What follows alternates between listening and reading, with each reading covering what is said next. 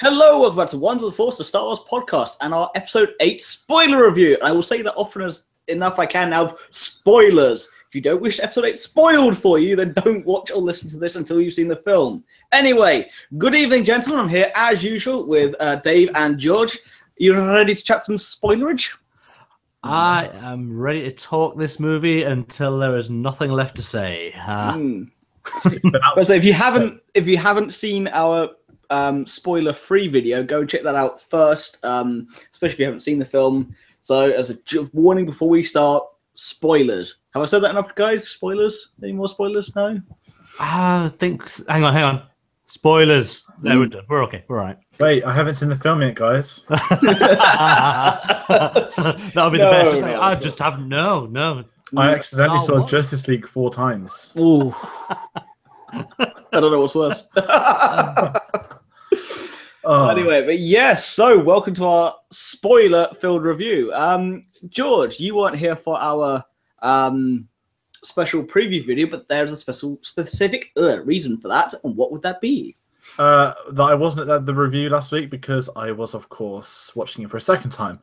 The big thing about last week was that we did a predictions video early on the Sunday. For those that watch it, find out how all wrong we were, and we can go into that later on in this.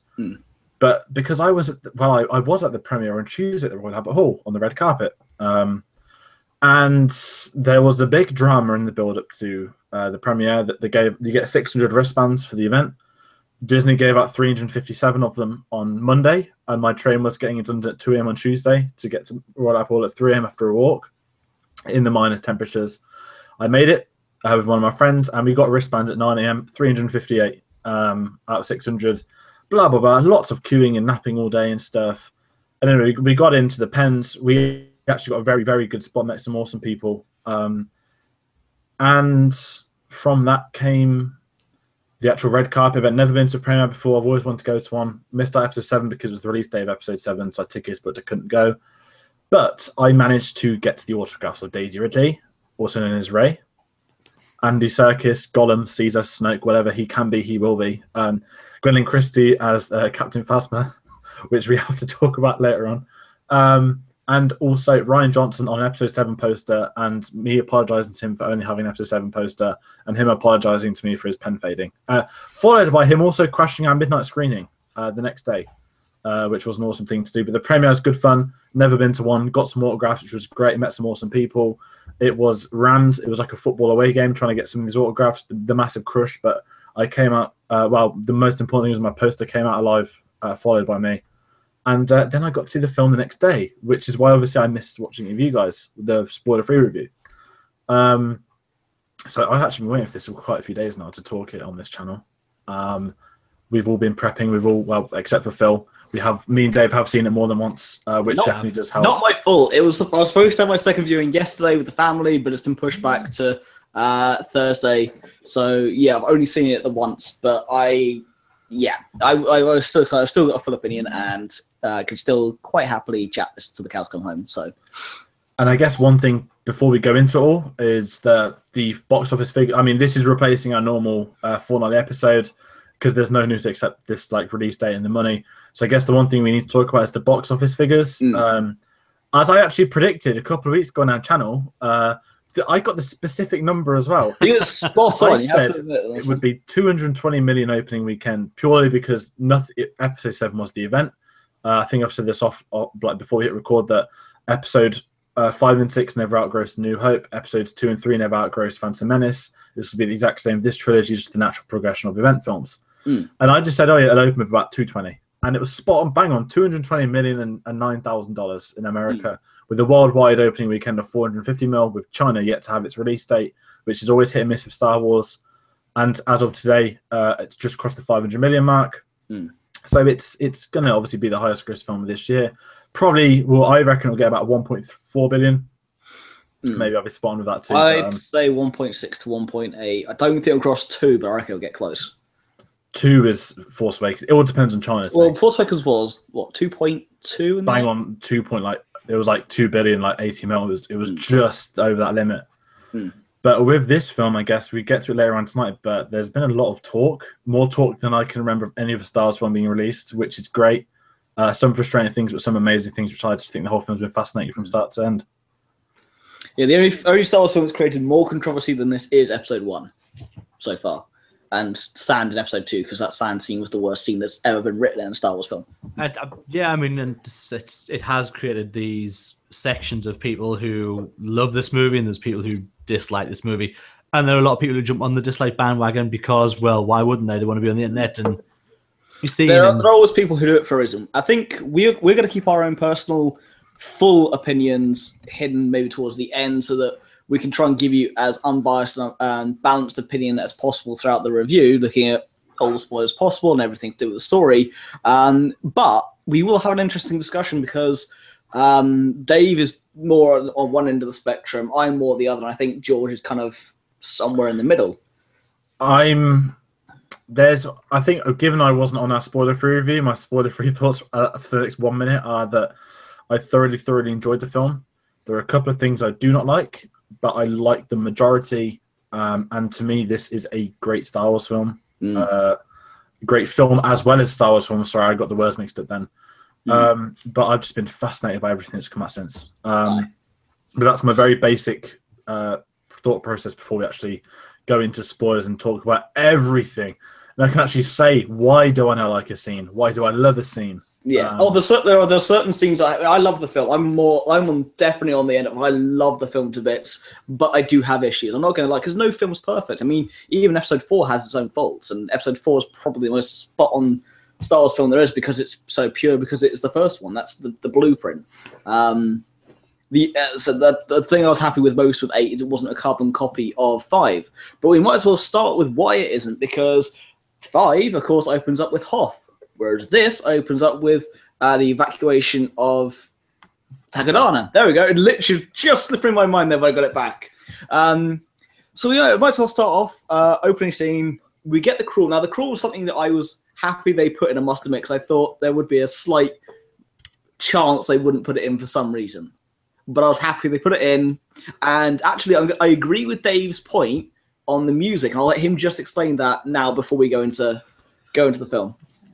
Yeah, it's very simple. If you go back and listen to the Episode 7 soundtrack, it was recorded at that time. John Williams did it with the LA Symphony Orchestra, and it's a really weak record of the opening fanfare. If you go back and listen to it, the soundtrack's there and of the film, it just so lackluster. The difference in this version is so much more. It's so big when it opens up, and it was one of the things when I was sat the movie waiting to start. Before anything else, I wanted the music to be right again. That's what I was waiting for, and it came through big.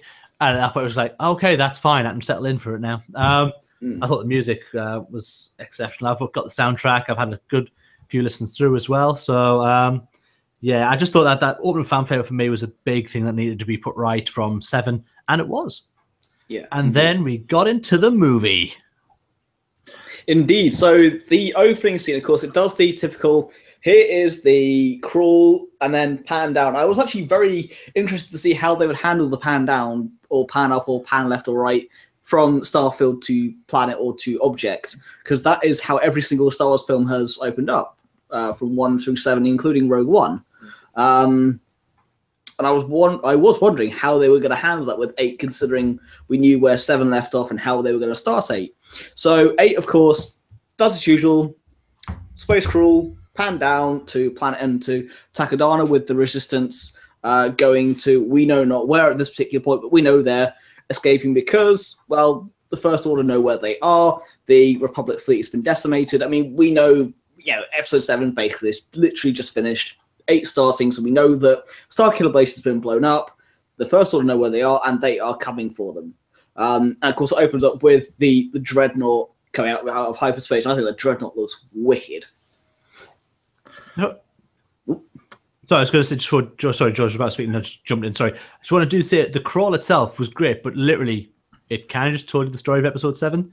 Because you're right, there's nowhere else for it to have gone.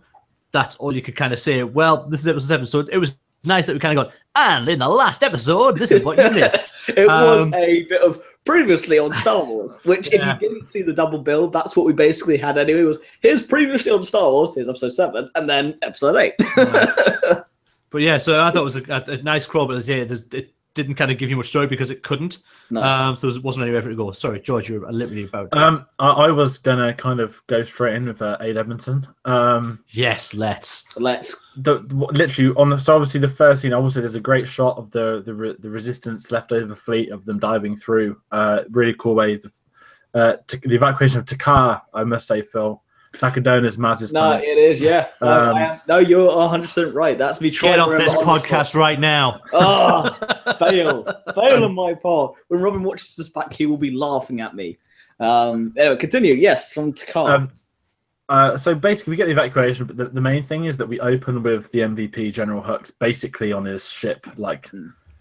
But for those that know British comedy, next to General Hux is a comedian called Aid Edmondson, who to me will always be Vivian from The Young Ones. Just do a quick search of Vivian from The Young Ones, and you'll understand why you cannot unsee it. And the best thing about all this is that Rian Johnson has intentionally put him in this film. It's not like someone auditioned for a film and that they got the role. He literally knows he's from The Young Ones and wanted him in, and he's playing a first order officer who's actually in the film from start to end, supporting character. But I will say that it's really hard to unsee it. It didn't take me out the film that much, but it has on repeat viewings. But I loved him. Even though I did expect Rick Mail to come back as a Force Ghost and be like, Vivian, you fascist. Oh, that would have been brilliant. It took me. I mean, literally, it was I was with friends who at the midnight screen, and they didn't notice him at all until I mentioned it. But yeah, as soon as he came on, that was Eddie from Bottom. It was on that screen, and I was expecting to take out a cricket bat, and it's weird because it is the history of the Star Wars movies that you get British actors playing the guys in the Empire, in the original trilogy. So we've had it for a long time. British actors that we're very well aware of, that an American audience or a worldwide audience is not going to be as aware of. As aware of. So for me, as soon as Adrian Edmonds was on that screen, it took me right out of the scene, which was probably the first time I was like, oh, that's and it's a stupid issue as well, but it did snap me out of the movie. Luckily for me, I don't know The Young Ones at Bottom that well. I've seen it, but I haven't seen a huge amount of it. So for me, it didn't really take it out too much. It's not a huge amount of facial recognition, but at the same time, I did recognize who he was, and I thought it was quite cool, but it wasn't something that took me out of it personally. Although we have to then, speaking of that, we have to then talk of the prank call, which is just hilarious. Yeah, we do have Poe goes all out. We basically goes take down the Dreadnought. But we get a moment where he's just loitering with the First Order, and he's just taking the piss out of General Hux, basically. Can I say that word? I forgot. Yeah, that's fine. Yeah, you can. I haven't been on so long. In America, that's not even classed as that's swear. fine. So yeah, that's fine. absolutely fine. We can go with that. And we got, I guess, our first kind of installment of comedy from this film. That personally, I thought Episode 7 was funny, and it was trying to be funny, and that 8 just naturally follows its footsteps. But there was a couple of it's just Donald Gleason's performance is amazing in everything he does. He's so over the top in every line he delivers that it's memorable. And I think he says we will crush your resistance, and something about that there'll be no rolling over for your precious princess. And every line you just know deep down he's loving it inside. And you've obviously just got Poe laughing, but then he doesn't repeat the same thing. He comes out with another line as he does. As you can get. Just hello. Can you hear me? It's just. I guess it did hint at what's coming with the comedy, but we did get a very cool space battle come from this, debuting the new. I guess the first new ship of the new era. I guess you could say, the Resistance bombers. If the Millennium Falcon is the fastest ship in the fleet, these are the slowest thing I've ever seen ever. Well, they have the most, not the slowest, but we'll get the slowness later of ships. But for now, these bombers that surely they could have built some Y wings in this time, because they were quick and released bombs. And I also so these bombers come over and Poe calls them in. he's blown up him blowing up all of the turrets on top of the ship. Awesome scene. As far as the action goes, the bit where he almost pulls a handbrake turn at the end after he's blown the last one up to destroy the TIE fighters coming at him is just immense. I love that opening of Poe. And also, I like the BB-8 humor of him trying to plug the holes in the circuit board with all the bits and then just shoves his head into it. I really enjoyed that. But yeah, then Poe calls in the bombers and in they stroll. Yeah, the SF-17s. Very, very, very. It also does kind of hint at what's to come with how slow the Resistance moves in this film. I love the fact we had a new ship and stuff. They looked a bit like Discount Save On. I will say that, especially from that long shot. But this is when we get the Great Resistance theme. And like, yes, it's all kicking, and this is going to get exciting.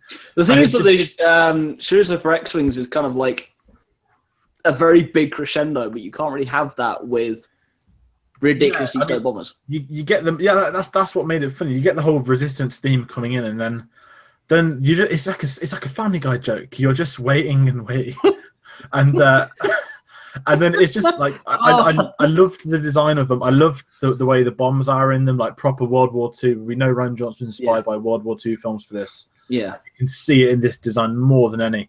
Yeah, but it was just the fact that one of them like gets destroyed, and it just took out all of the bombers except for one. Like I get that was the point of it for Paige's sacrifice, who we all know was going to die first. But there was like they were amazing when the sequence happened of the bombs dropping and stuff. I thought it was excellent. It was just this isn't maybe a nitpick. It's just so funny how slow they were. Like there's this bit of like Captain Kennedy's there, like no, it's Hux in it. He just shouts like "Destroy that crew." No, that's later on. It's Captain Kennedy that starts take out that one bomber, and that's on right at the end of the ship, and you're literally there for another minute until it actually reaches its destination. Yeah, it is very painstaking watching it just slowly crawl over. But I mean, the scene itself is great. I mean, we called scene. Weeks ago that Paige was out of this film as soon as she arrived, and I actually really liked the way it was done. Oh yeah, that she. I love the kicking scene where she's kicking the ladder trying to get down. Yeah, the silence of Poe shouting over the radio. Yeah, that was good. I enjoyed that, and to see that go, and you knew that was we called it weeks ago that she was never going to make it out of this film. But yeah, so I really enjoyed that part of the scene. It was just the getting to that stage. So there was already two parts of me. Adrian Abrams took me out of it, but I actually really enjoyed him as an officer. I thought he played it very well. Yeah. You're right. Hux is just getting better. His performance is just incredible. This film, we will talk a lot about character progression, and we will as we go on talk about different people. But his character progression, there wasn't much needed. He was brilliant in 7. It's just he's just improved in 8, and he's fast one of my favorite characters from this trilogy. Oh, he's great. In fact, in real life, Domhnall Gleeson's really nice, and he's Irish. Like you just don't see Hux in him at all. There's no correlation between the two, but that's the sign of a great actor. You don't. Yeah. It jars you when you hear them in normal. Because I forgot he was Irish until I watched an interview after the facts. Because we'd all got off the grid, and I'd not watched anything. So I watched an interview afterwards, and I was like, "Wait, he doesn't? Oh no, wait, that's his normal voice. Hux is the. It is very jarring. That's how good a portrayal he does, especially in 7 with that speech about he really is getting into it. And we'll get more into that later on. But yes, the scene is where we kind of get where he's gone and where he's. Sorry. Oh, have we lost Dave? We may have lost Dave. Sorry, yeah, my camera. I do apologize, guys. So yeah, I was just saying it's our first. This opening scene as well is where we get Poe for the first time, kind of not paying attention to what he's being told, and that seems to be kind of his arc over this film as well. Is that he's trying to be inside of the first order. That's probably not the right people. The Resistance, and it's the first time he disobeys Leia's direct order to try and save some ships. And that look of Leia's face when, yes, the blow, we see the drop the bombs, they blow up the ship. It's amazing. It's gone. There's massive, what Poe called it, a fleet killer.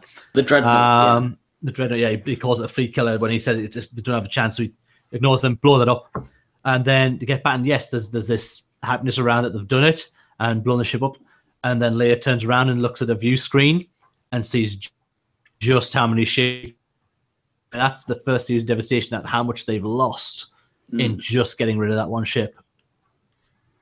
And that plays a massive part in the future scenes. I mean, we'll go to later when they wipe out the rest of the ships, but it sets up Poe's story arc for the film. Because I think one thing we can all say about Episode 7 was, I mean, I love Poe, but he didn't get enough material. Whereas in this, they made him, he felt like one of the three leads. He had his storyline and he commanded it. And if anything, I actually felt he was quite underused. Really? See, that's where we do differ already. I really enjoyed Poe in this movie. I'd say he's more important to this film than Finn was. Oh, without doubt. I'm more yes, I important agree with that. Finn was. When I say underused, he's the best part in the galaxy, yet he's just confined to quarters. He has an important role to play on the Kylo.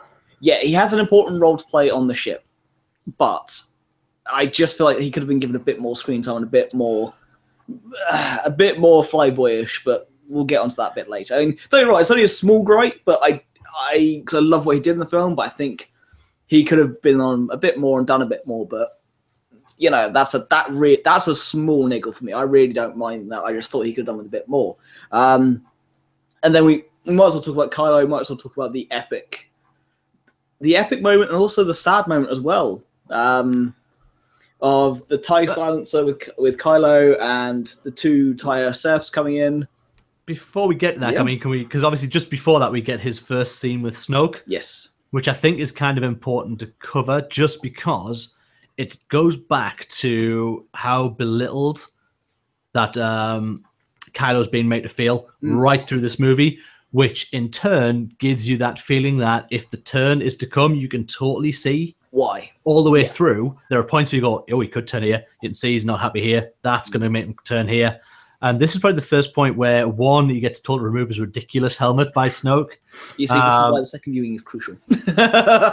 So he takes it off, and also that so they refer to him a few times as just one, Luke calls him a frightened boy later on down the film. And Snoke refers to him being just a boy. Boy in a mask. A boy in a mask. And it's just that belittling that then sends him off, one, to get his helmet. And you've seen in the trailer, absolutely smash the hell out of it. So he's no longer... It didn't fit that. But I think your microphone's running out of battery. Yeah. We've got pumpy noise again. Oh, I'll cover while he's sorting that out. Yeah, cool. So when you've got Snoke and Kylo, that scene. Before that, we get the Rey Luke stuff. We'll go after, but there's an amazing sort of I forgot the word for it now. When they edit in, doesn't matter. Anyway, the best thing about the Kylo stuff is seeing Snoke's throne room. We've seen it in TV spots. The Praetorian Guard looked amazing, but that entire scene where the hooks again, the second he sees him, he just smiles and, like, walks past, like he knows he's got him. He knows what's about to come. And I'm back. Right, we have a Phil back. That's great. Unfortunately, my microphone does do that on occasion. I had to replace the battery. Sorry. The one thing I wanted to put in is that scene where he smashes the helmet. Unlike Episode 7, it didn't feel too much like a temper tantrum, like a 2-year-old. It actually felt more of a pissed off kind of vibe to it. And I think Rian Johnson's handled his anger and the outburst better than JJ did in 7. I think it's because he's had a film though already, whereas JJ had to create it. Before he gets the tantrum, we get to the scene before that for Snoke still, because everything about that scene was excellent with Snoke, because it's the first time you genuinely see him as a person, not as the hologram. And it's so important to the way he says, how's your wound? You think he's being nice, and like what Dave says, he's belittling him. He's had a fight with Rey. He's lost it. Kylo's a bit confused. Says, I've done everything you've asked.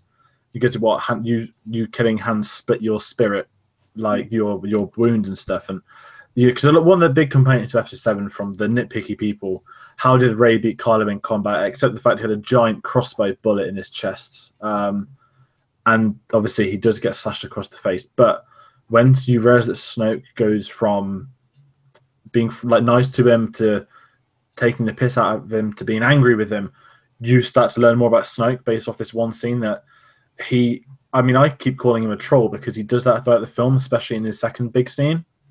But everything he's doing, calling him the boy in the mask, says we talk about when I saw you, He basically said, "I only got you because your bloodline, that you got Vader's bloodline in you." This one says, and I thought I was wrong. I mean, the big thing, I guess, in the spoiler talk we can say now, that opening the trailer when we said who is Snoke referring to, Rey or he was Ren? talking about. He was talking about Ren all along. It was, yeah. Obviously, That's our first point we got wrong. Yeah, I think everyone got that wrong, to be fair.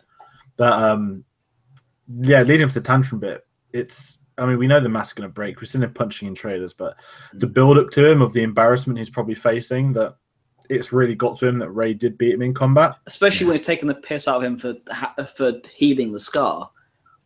Yeah. To be fair, when you look at Snoke's face, you kind of go, well, yeah, well, you look like that. But I think Snoke was intimidating, and even though he was trolling, there was still that intimidation factor, and I don't know what it was. It wasn't forced lightning, but it was like a click of the finger, like a magic trick that literally Ren goes to get. Like he's been belittled so much. I mean, Snoke knows what he's doing. He goes to clearly get a weapon out, and throws him back 20 yards with a bit of lightning to push him along the way. But then we get, I guess, our first proper thing, the Praetorian Guards, that they are literally within a second blades at the ready to go for Ren. And I love the build-up because that obviously plays a big part later on in the film. Then we get the lift scene, which is one of my favourite lines, is when he's getting angry in the lift, you get the guard at the bottom, they realise Ren's there, they just stand up straight, like salute him. But he's just there like angry at just getting my ship ready. Like, stuff's about to kick off. Yeah, that very much reminds me of 5 before the theatrical release, where Vader's turned around and says to the guys, prepare my ship. Instead of alert my Star Destroyer for my arrival kind of thing. It's that angry, I will hunt you down and I will destroy you vibe. It harks back to that. I do quite like that line. Dave? We have lost. I think we lost Dave for now. That's fine. We will continue on until Dave. Right. So I guess it's time to talk about Luke and Rey, because we've kind of missed their middle ground. What about TIE Silencer? What about that bit? I mean, we can do. That is the second space bar. Sorry, it was after. Yeah, sorry, lost everyone. Yes. Sorry, I'm back. Yes, I think because Luke and Rey is just before that. Actually, yeah, I'll say it's before the Kylo scene. So right, indeed. So yes, sorry, continue. Yeah, sorry, I did lose everyone for a bit. Sorry if I disappeared there. But I'm back. Hooray. So yeah, this was our introduction back into the end of episode 7.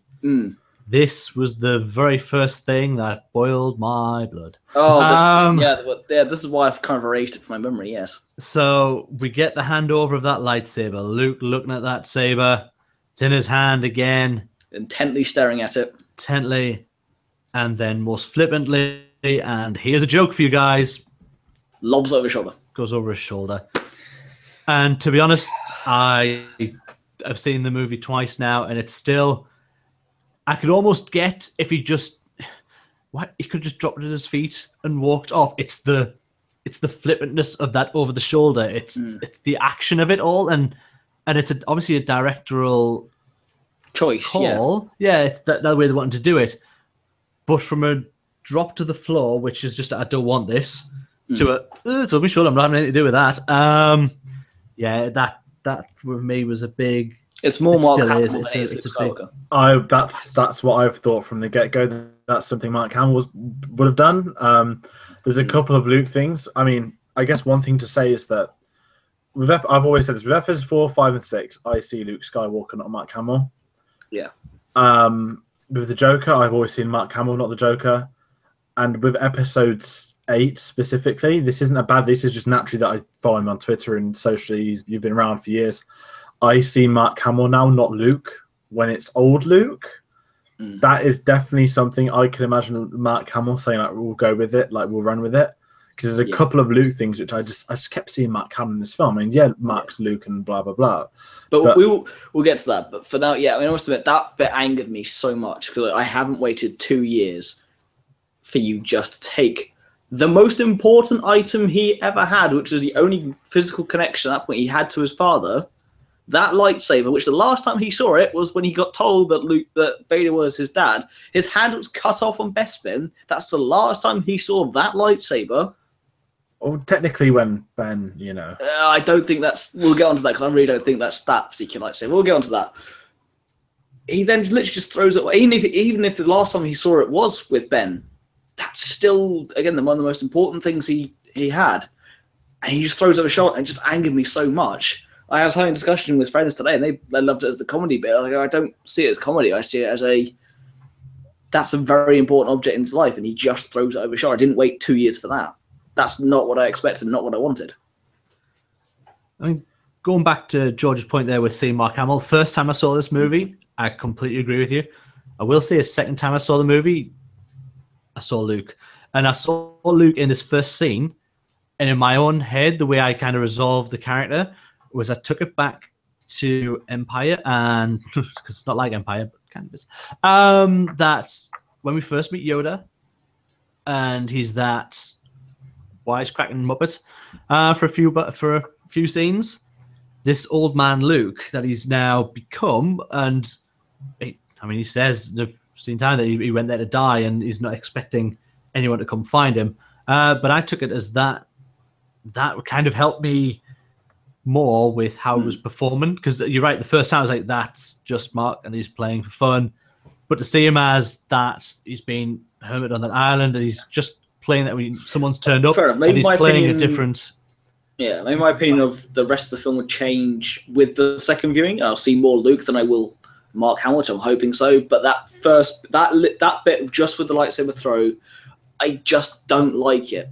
Especially and Luke's my favorite character. This is the thing. When I was actually had a discussion with my friend Matt, he said, I'm very interested in specifically your point of view on Luke. And I just had to put that scene immediately was just, no, I could not stand it. Does this opening scene finish with their opening scene? Does it finish with the milking? No. Milking is later. It finishes, so we get, obviously chucks the shoulder open. I'm sorry, the one thing I can't unhear is the words Master Skywalker. Master Skywalker. So it's an interesting point we've had in the comments there from World of Wayne. So it seemed like they wanted to distance this film from the past films, which is great for a new director and terrible for continuity. Kind of a good point in terms of great for the director, but the continuity side of it, though, there is a lot of continuity between 8 and 7, but not between 7 and 6. But again, they are two different eras, so I'm more okay with it. It definitely feels different to JJ, but I think that the plot and I think I said this on the movie channels that just as a whole, episode 8 is a slow burner, which is great. I do prefer that in films like Beta and stuff. I actually feel like it is a very much a direct sequel. I love the continuity between the two, so I disagree with the terrible continuity part, but I do love how it is a new direction for Star Wars. But continue. What I was saying was episode 7, like it's straight after one another. It's events happening across maybe 2-3 days max in Star Wars. Whereas this feels like a slow burner that there is time between scenes, there's time between events at the start and end of the film. Granted, there may not be but you see the difference in direction, just the pacing of the films themselves.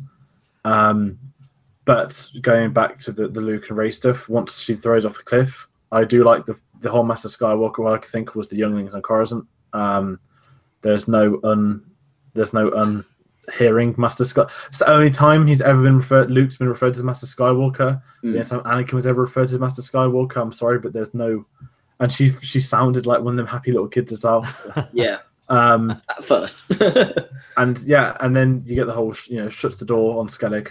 And then shuts his X-wing door. That's what they've confirmed, hasn't it? That the door's X-wing material. The wing of the X-wing, yeah. I just love that he just he probably just stripped the engine parts just so he couldn't fly away if he wanted to. Well, he dumps it in the sea. You see it. Yeah. At least there was no force pulling out the water thing. That's what I was happy about. But I guess the big thing of this is that we get our first look at the Porgs when she retrieves the lightsaber back. Porgs were actually a lot better than I thought they'd be. I was very interested to hear your opinion on the Porgs, George. I loved the animatronics on them. That they were real. That you get the old CGI one. I'm gutted that one jumping the lightsaber. I think it was meant to be Easter egg looking down the hole. Bit like that's the opening joke, yeah. Like Luke doing it, and I'm okay with that. That is quite funny. Although I was expecting the lightsaber to ignite, I must admit, because he was jumping on the activator.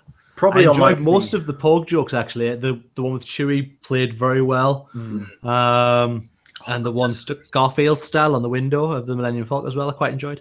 Garfield, 80s character from people of my generation when they used to stick on car windows. But yeah, so the Porg thing was great for me. I enjoyed that. I guess following on, there's a big scene. Well, it's not a big scene. Sorry, just for one brief moment, I am vindicated in my love of Porgs from the trailer, though. I still don't love them. No, but you're very much different to your original reaction. I think if you just look at the merch, you'd expected like at least 10 minutes more of the Porgs. They were used very sparingly, which was good. Smart by Lucasfilm advertising. Question. Yeah. I mean, obviously going to go to the next big scene, which is obviously Kylo in the TIE Silencer. Before we kind of see that, we get John Boyega, Finn, waking up from his coma. I've actually tweeted Ryan Johnson the question because I want to know, one, how long Finn was in that coma and how long Rey was on Act 2.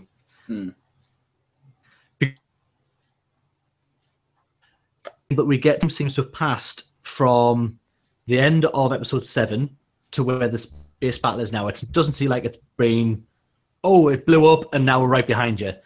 And it doesn't seem like Finn had only been in that call. When Poe asks him, you must have so many questions. His only question obviously is, where's Rey? Yeah. But that felt to me like there'd been quite some passage of time. And we seem to be running both the story arcs, the Resistance and Rey and Luke seem to be very much two almost separate timelines at points. Like they're running at different periods. You know what I mean? Thoughts? I think it's been a few days real time because the First Order have to get their fleet back, get everyone organized, find out where the Resistance are. And the Resistance are still very much in the process of packing up. So, I mean, a coma can last anywhere between 5 minutes and, for the rest of your life. So it's not entirely unrealistic to only last a few days. In fact, most minor injuries, it's only a few days. So with their advanced healing, the Bacta and all the rest of it, it wouldn't surprise me if it was just a couple of days.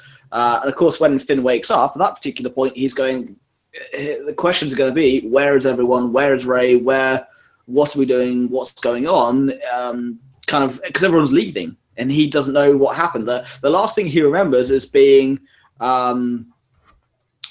basically on a frozen planet getting hacked up by Kylo Ren. Next thing he knows, he's waking up in a hospital bed. So that's where the questions come into. That's my point of view anyway. Anyway, George. I reckon it's a couple of days. I mean, they're smart because the next time we see them is coming out of hyperspace. So someone, if they were wanting to clearly say, well, it could have been a week, it could have been an hour, it could have been 3 days. I just think naturally it would have been a couple of days at the coma. It's interesting though, because I think with Finn, the questions do arise from him now being on the ship. Because I thought personally, obviously we didn't know how this film was going to go.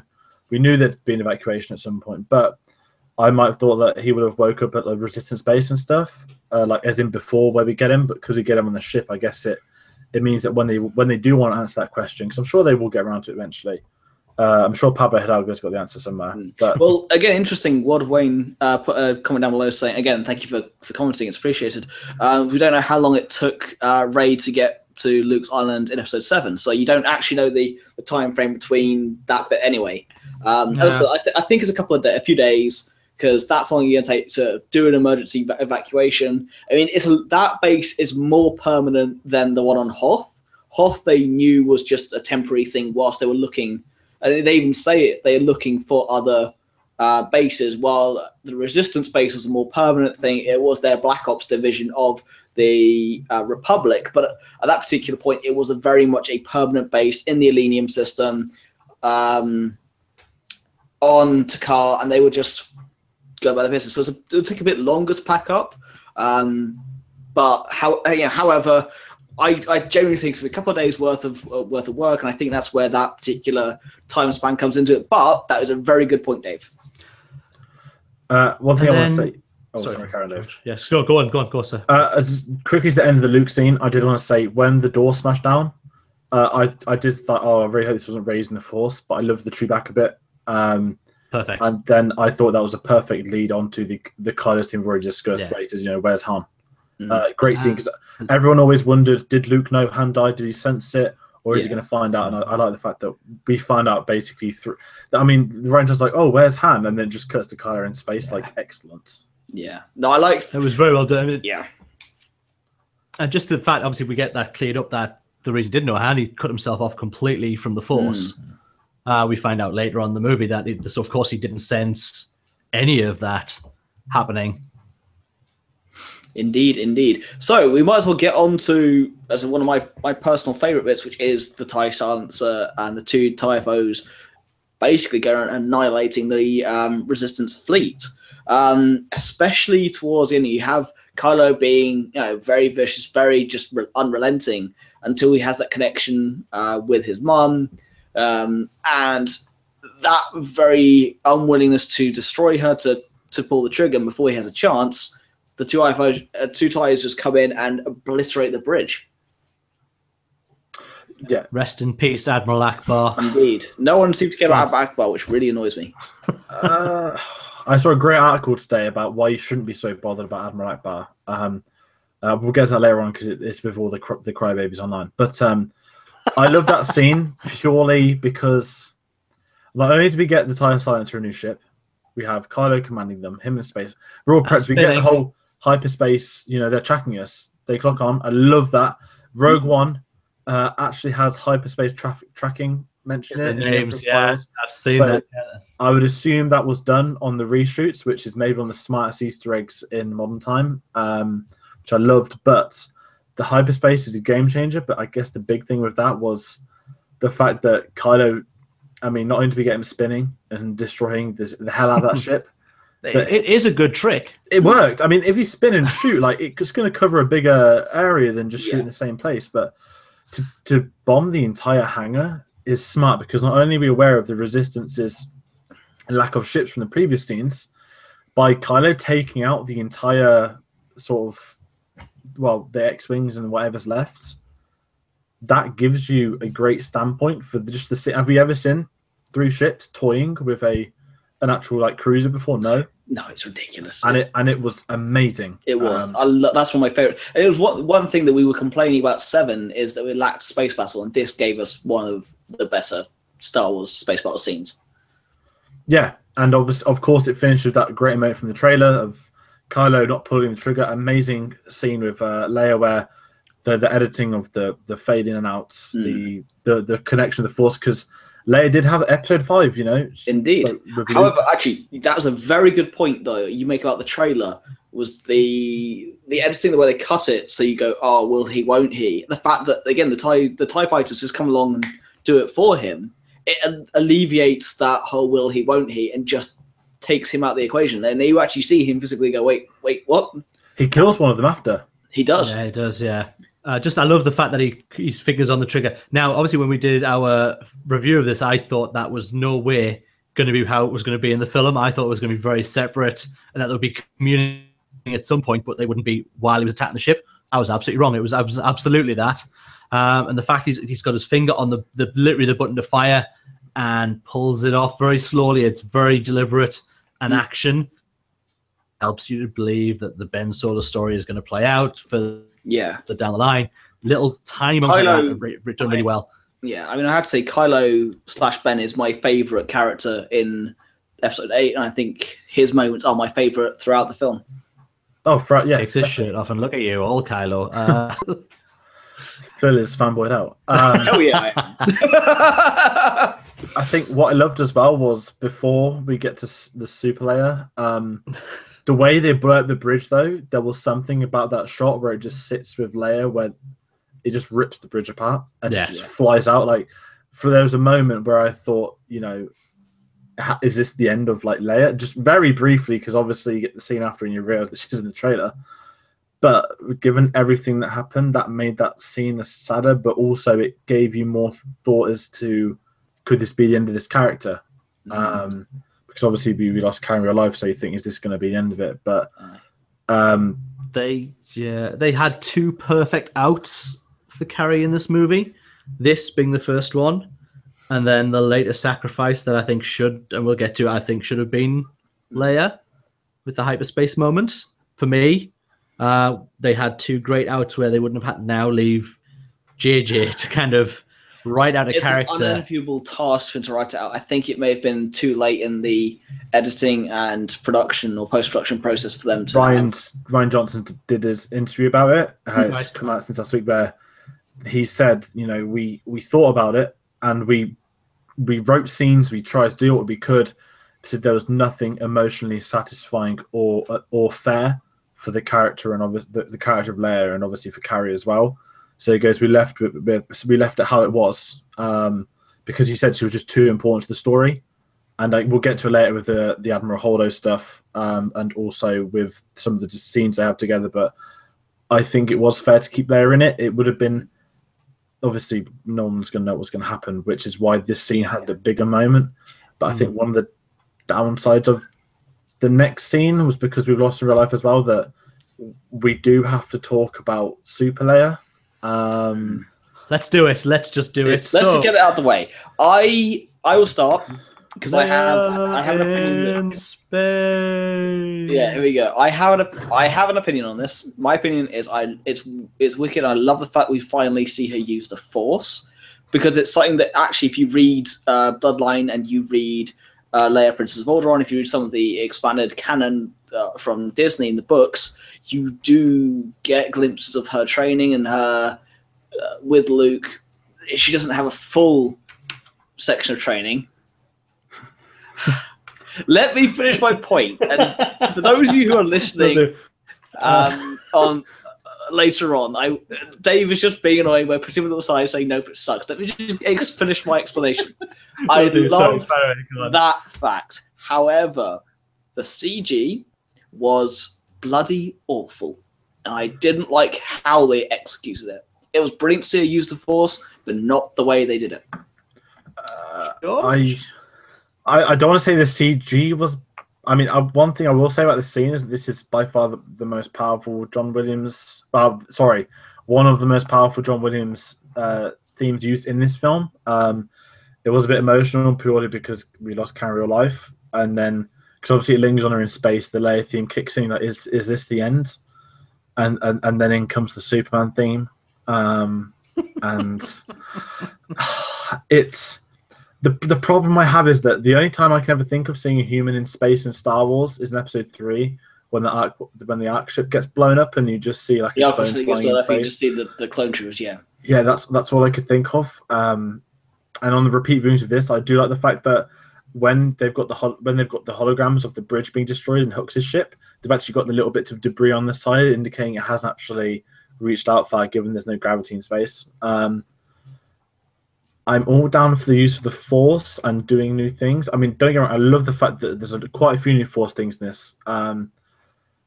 But for me, I just thought this one use was maybe too far even for Star Wars. I love how powerful the Force is, but at the end of the day, they're in the cold darkness of space. Only General Grievous has done it until now, and he was a metal droid with clamper feet to keep him on a building. I don't like this scene. I'm happy they kept Leia alive with it, and then, like I said, the score was great. But the one bit I did like was if we hadn't have had that shot. I loved the shot of sort of Poe, Finn, and BB-8 watching when they've. Oh no, not BB-8. Sorry, with Billy Lord watching. I always forget the character's name. Lieutenant Honix, is it something like that? Yeah. I love when they're running to the door. I love the transition shot, but I just think the choice of shot is what dampens the scene. If they'd have done something else, it could have worked. But it's probably the scene I have the most issues with in the entire film. But it's a very controversial scene now because what happened in real life, I think. Oh, I hate this scene. I don't hate the scene, actually. Let's not get this right. I love the fact she's on. I love the fact she's blown up inside the thing, and she feels it coming, and you can tell, and off into space she goes, and you see little Carrie floating around in space. Leia, not Carrie. And that I love. I love the shot of her crystallizing over in space, and I thought it actually looked pretty beautiful. She looked really young. We obviously have done something to kind of get some youth back into her face, and then it all goes downhill for me. And it's not even the use of the Force. I do love that Leia has this power. I thought that was a nice touch that she's showing this. I thought it was too much Force power for not being explained that she's had any form of training. Yes, she's in the Skywalker bloodline, which I think is now going to be something that, well, in one point you think it's really important. Luke will tell us otherwise later on. But it seems that she just has a bit too much power. And you're right, George, it's exactly that. When she starts moving the first time towards the ship and it's behind her and the debris coming at you, that is okay. I wish it had been, I wish it had been a POV shot where you didn't actually see Leia pulling herself through space. And then it goes to that massive wide shot where she's coming down onto the surface of the ship. That was a bit too... That's where my problem really lies with it. That's where I think, if we got that point of view till she hit that ship and there was maybe droids waiting for us, something to get her inside that ship, because that shot of the arm out that could have been holding the umbrella, like, that's where the Mary Poppins thing comes from. I just think it was badly executed at the end, and brilliant idea, poorly executed. That's my overall. And I've seen it twice, and the fact I saw it in 2D the second time improved quite a bit of it, but that last bit of it, that big wide shot, still awful. And I will agree with you on that particular point, Dave. It's for me, I love the idea of it. I love that she does it. It's just a great idea, poorly executed. So yeah, so I just that was, it's one of my. I personally just love the fact that she uses the Force more, and you've seen more of. Again, it's character progression in a way you didn't quite see in any of the other films, because we know the character of Leia very well, but to see the new side of her is brilliant. Okay. Hey, differing opinion. That's one. No, we are. I do like that we are differing opinions on this. That's one of the greatest things about this podcast is all three of us have our own opinions. We all love Star Wars, but we all have our issues, or we all have the things we love, and we can talk about it. And this thing, you guys in the comments will have your opinions, and guess what? That's great as well, because we get to interact with you. Some of us agree with some agree with the others. But at the end of the day, we all love Star Wars, and that's actually the main thing. On Twitter, I've found out, because I'm not 100% behind this movie, I'm not a real fan. It has been, actually, it's out there on the internet, so it's absolutely true. That my 40 years of fanhood nearly just doesn't count for anything. For nothing. Did you sign the petition to delete it from canon? Well, you know, I've made my own petition. Guys, a second petition that Pablo Hidalgo has signed. That it's being upset that Luke Skywalker was not a detective dog. I'm not joking. Go on his Twitter. We'll get to all that kind of stuff at the end, because that's a massive talking point. But, so yeah, this scene, I think this is one that the first scene that really divides people. I don't think it divides anyone. I personally, I don't know anyone that likes this scene except Mark Commode. I don't love it. As in, I love the fact she uses the Force. I just don't like the execution. But yes, let's move on. Otherwise, we'll talk about this for an hour, and we'll still be no further forward. I guess it's time to talk kind of Canto Bite, but I guess before that, I forgot to add in that, given we've just had the latest, we'll bring in Vice Admiral Hardo, Laura Dern, and maybe one of the unexpected. I really enjoyed this character, and I think she was better every viewing the film. I didn't like her at first, but she grew on me throughout the film. And I think that's the way she's intended to, though. And yeah, and she, when you get to the end of her character, I give her purpose, and I guess we can talk about that now. Is that they just have everyone in the room that everybody is dead. Admiral Akbar is dead. Just had to give that name drop because everyone would have forgotten otherwise. And all that's left is obviously General Organa, who's in critical condition. Please welcome, Poe looks cocky, the other one, Vice Admiral Holdo, because we know her through marketing and pictures that she's going to take over. Before we get into her character, I will say the fact that she was Laura Dern didn't pull me out of it. No. But I saw her on screen. It didn't pull me out at all. The only Jurassic Park style thing, and this is the John Williams theme later on in the film, but we'll get to that in another scene. But Laura Dern is an unexpected great thing about this, that some people are moaning she didn't need her role, and we'll get to. Basically, she takes over, and she has a plan that while they're being trailed, they can't make the jump to hyperspace. They're running out of fuel. Poe wants answers, and Admiral Holder's having none of it. You're just a cocky flyboy. I've dealt with guys like you before, just want to jump in ships, do your own thing.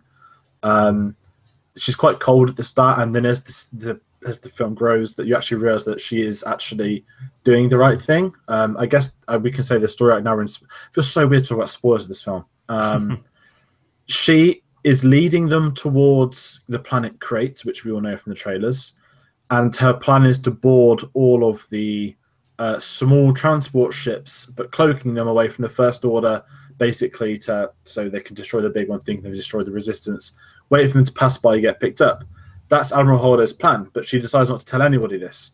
And she's dealing with Poe, a couple of other pilots, and I can't unsee her as Billy Lord. I'm sorry, Lieutenant Connix, is it? Yeah. And I really enjoyed this because it adds more to Poe's character, that when she kind of dismisses him, like, you know, Leia's last command was to make you Captain Dameron. Not, was it Commander he was originally? Yeah, he got demoted, back Down down to Captain, yeah. And I love that she just puts him in his place, and thus starts the, you know, Poe kind of, well, I guess through this we get a scene we meet Rose. So through Admiral Holdo's lack of information to Poe starts to question things. Finn's right, I'm on my way out, guys. I'm going home. And as he goes into a transport ship, we meet Rose for the very first time, who's crying over her sister's death. And basically, it starts the Canto Bite side story. I did like the Finn running away bit and her just going, no.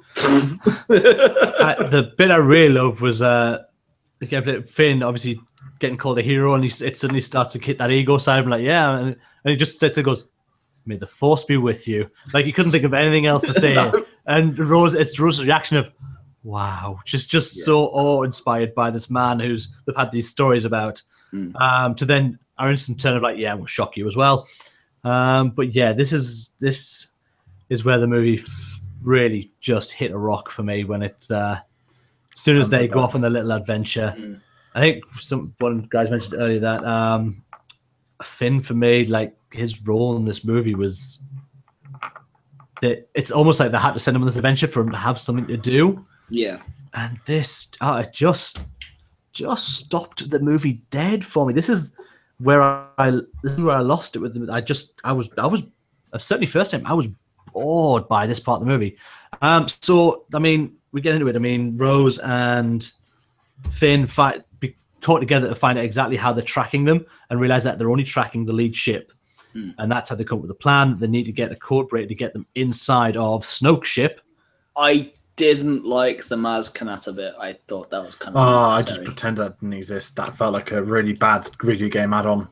Wasn't going to mention it. Yeah, it was terrible. I mean, it's nice they got the character back, but there was other ways. It wasn't nice. It was unnecessary. No, it wasn't nice. We needed her story. The story she promised us another time, and we still didn't get the story. No, it's another time. Definitely another time. But yeah, so they've decided they're going to get in a Snoke ship, but they have to break through the shields. And to do that, they need a master code breaker to do so.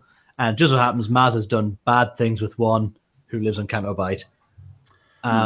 So yeah, off we go on this adventure. And what I will say, so Canto Bight, if anyone wants me to get political, this film Canto Bight is basically space conservatives. That's what they are. Anybody rich is. It's called. It's Space Monaco. Yeah, I was really looking forward to seeing Canto Bight, and this is going to be all the practical effects. We've got this big casino, and then when you realize the storyline is completely pointless, it's devastating because there's so many amazing practical effects, costumes, aliens, everything, cameos. Even Justin Theroux's the Master Codebreaker, which is great. And it hits a rock that it's there for no reason. It introduces us to DJ, Benicio del Toro, definitely my favorite of the new characters in this film. I loved him in this, and what? DJ, I love DJ. It's probably more because I like Benicio del Toro in real life. However, I hate the fact that he was on the Canto Bight side mission. Because it's so obvious what's going to happen with him, but I just didn't care. He felt so useless. Well, no, he was great. He just knew what he was going to do as the build up to it. I like how he got like Costa cards and bits of tin and stuff and could get himself out of places with that. But to be fair, one thing I will say is we've never actually had like hacking and stuff in Star Wars. And the first time I noticed it was Battlefront 2 when they call it splicing. And I was like, wait, why is the word splicing being used in Battlefront? I've never heard it. Obviously, it was in episode 8 all along. I like Benicio del Toro because his character it just added a bit of weight to the scenes. Like, I know he had his stutter and stuff, and he's trying to be different, but it's very simple that, he had no opinion.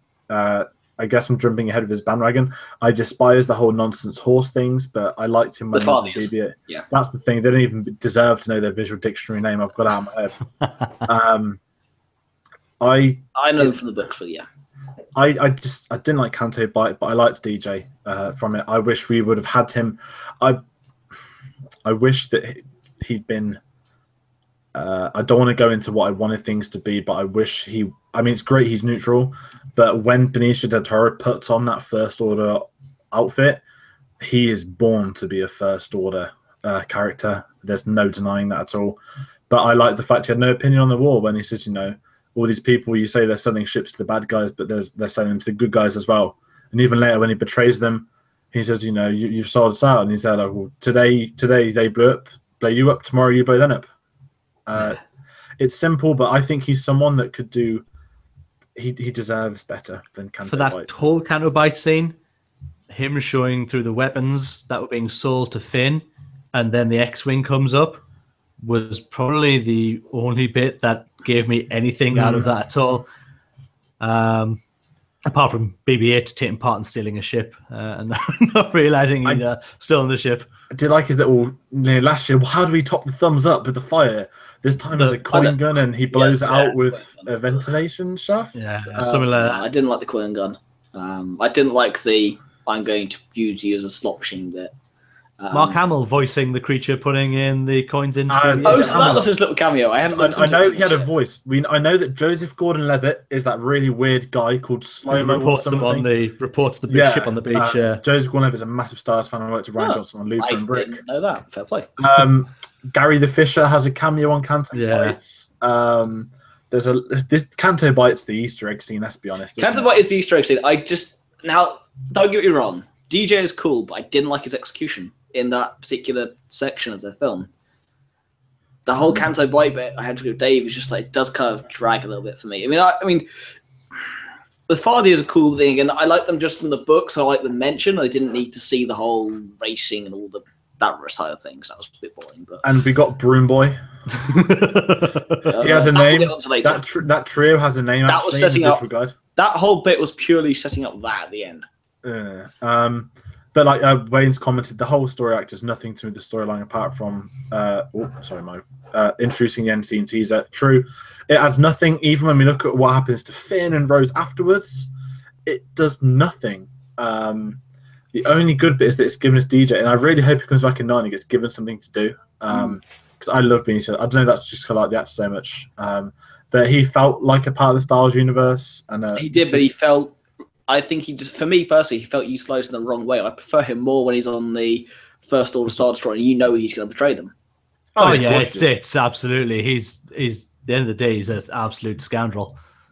In the classic Star Wars terms, he is a scoundrel, and he was absolutely going to turn them over. I was shocked that he gave away the plan as well. That was not that he turned them. That was like, yeah, that's going to happen. When Hooks went, oh, he tells us the truth as well, like about the ships. That was kind of like oh, gee, what?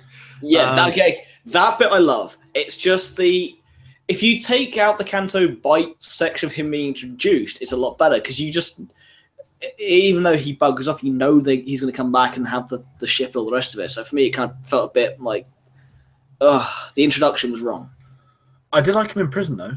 Just when he's like, don't let the rapper fool you, friend. And they're like, no, thank you. And then he just unlocks all the door. I did like that bit. Yeah. But, I like the character. I just don't like the. Yeah, I know. I get that. It's the Canto Bite side story, man. That's 20 minutes of the film we didn't need. Yeah, especially when we now know that there's 20 minutes of extras that include a massive scene with Rey and Luke, which they could have just taken out. Canto Bite, put that in, done. I liked Rose. I didn't mind Rose. I like Rose. Again, it's the. She's a last minute. So basically, what's come out this week is Ryan Johnson said the original Canto Bite story was Poe and Finn, and he said when I wrote the scenes, the dialogue was interchangeable between the two characters. It did nothing. So that's when we put Poe back onto the ship. Ironically, you gave Poe more to do, and he had a much better story arc connecting with Admiral Holdo, especially when it gets to the end of her story and what she teaches onto him, and it dampens Finn. But in honesty, I don't mind because Finn had so much in 7. I'm hoping we get more of, or obviously we'll get more of him in 9. Canto Bite, I just want to pretend that it didn't happen. I'm sorry, but that's the thing I really, really, really dislike about this film. And it's a shame because it's something that would have been great. Like, I loved Takadona in episode 7. It was basically Reggae Cantina, their turn to do the Cantina. This film's turns down Cantina. Casino. Did you also notice the fact that they did use the Cantina theme, but it was a slightly on Steel Pants version? I love the Canto Bite theme. I do like it. Not everyone does, but it's the Cantina theme. But yeah, it is. It's done on steel pans. That's why I like it. It's no, that took me out. That actually took me out of it. I was like, wait, that's the Cantina theme. That's wrong. I love the shot as well. Remake of Wings, very famous. The original, that was cool. I mean, to be fair though, it had a flair of Casablanca. It had a flair of Monaco and all the glamour, but it was a bit too. It was like the Monaco Grand Prix. It looks beautiful on the inside. There's nothing. Yeah. It had a flair of it's time to go. Although, Dave, what's your opinion on the Cantina theme being reused?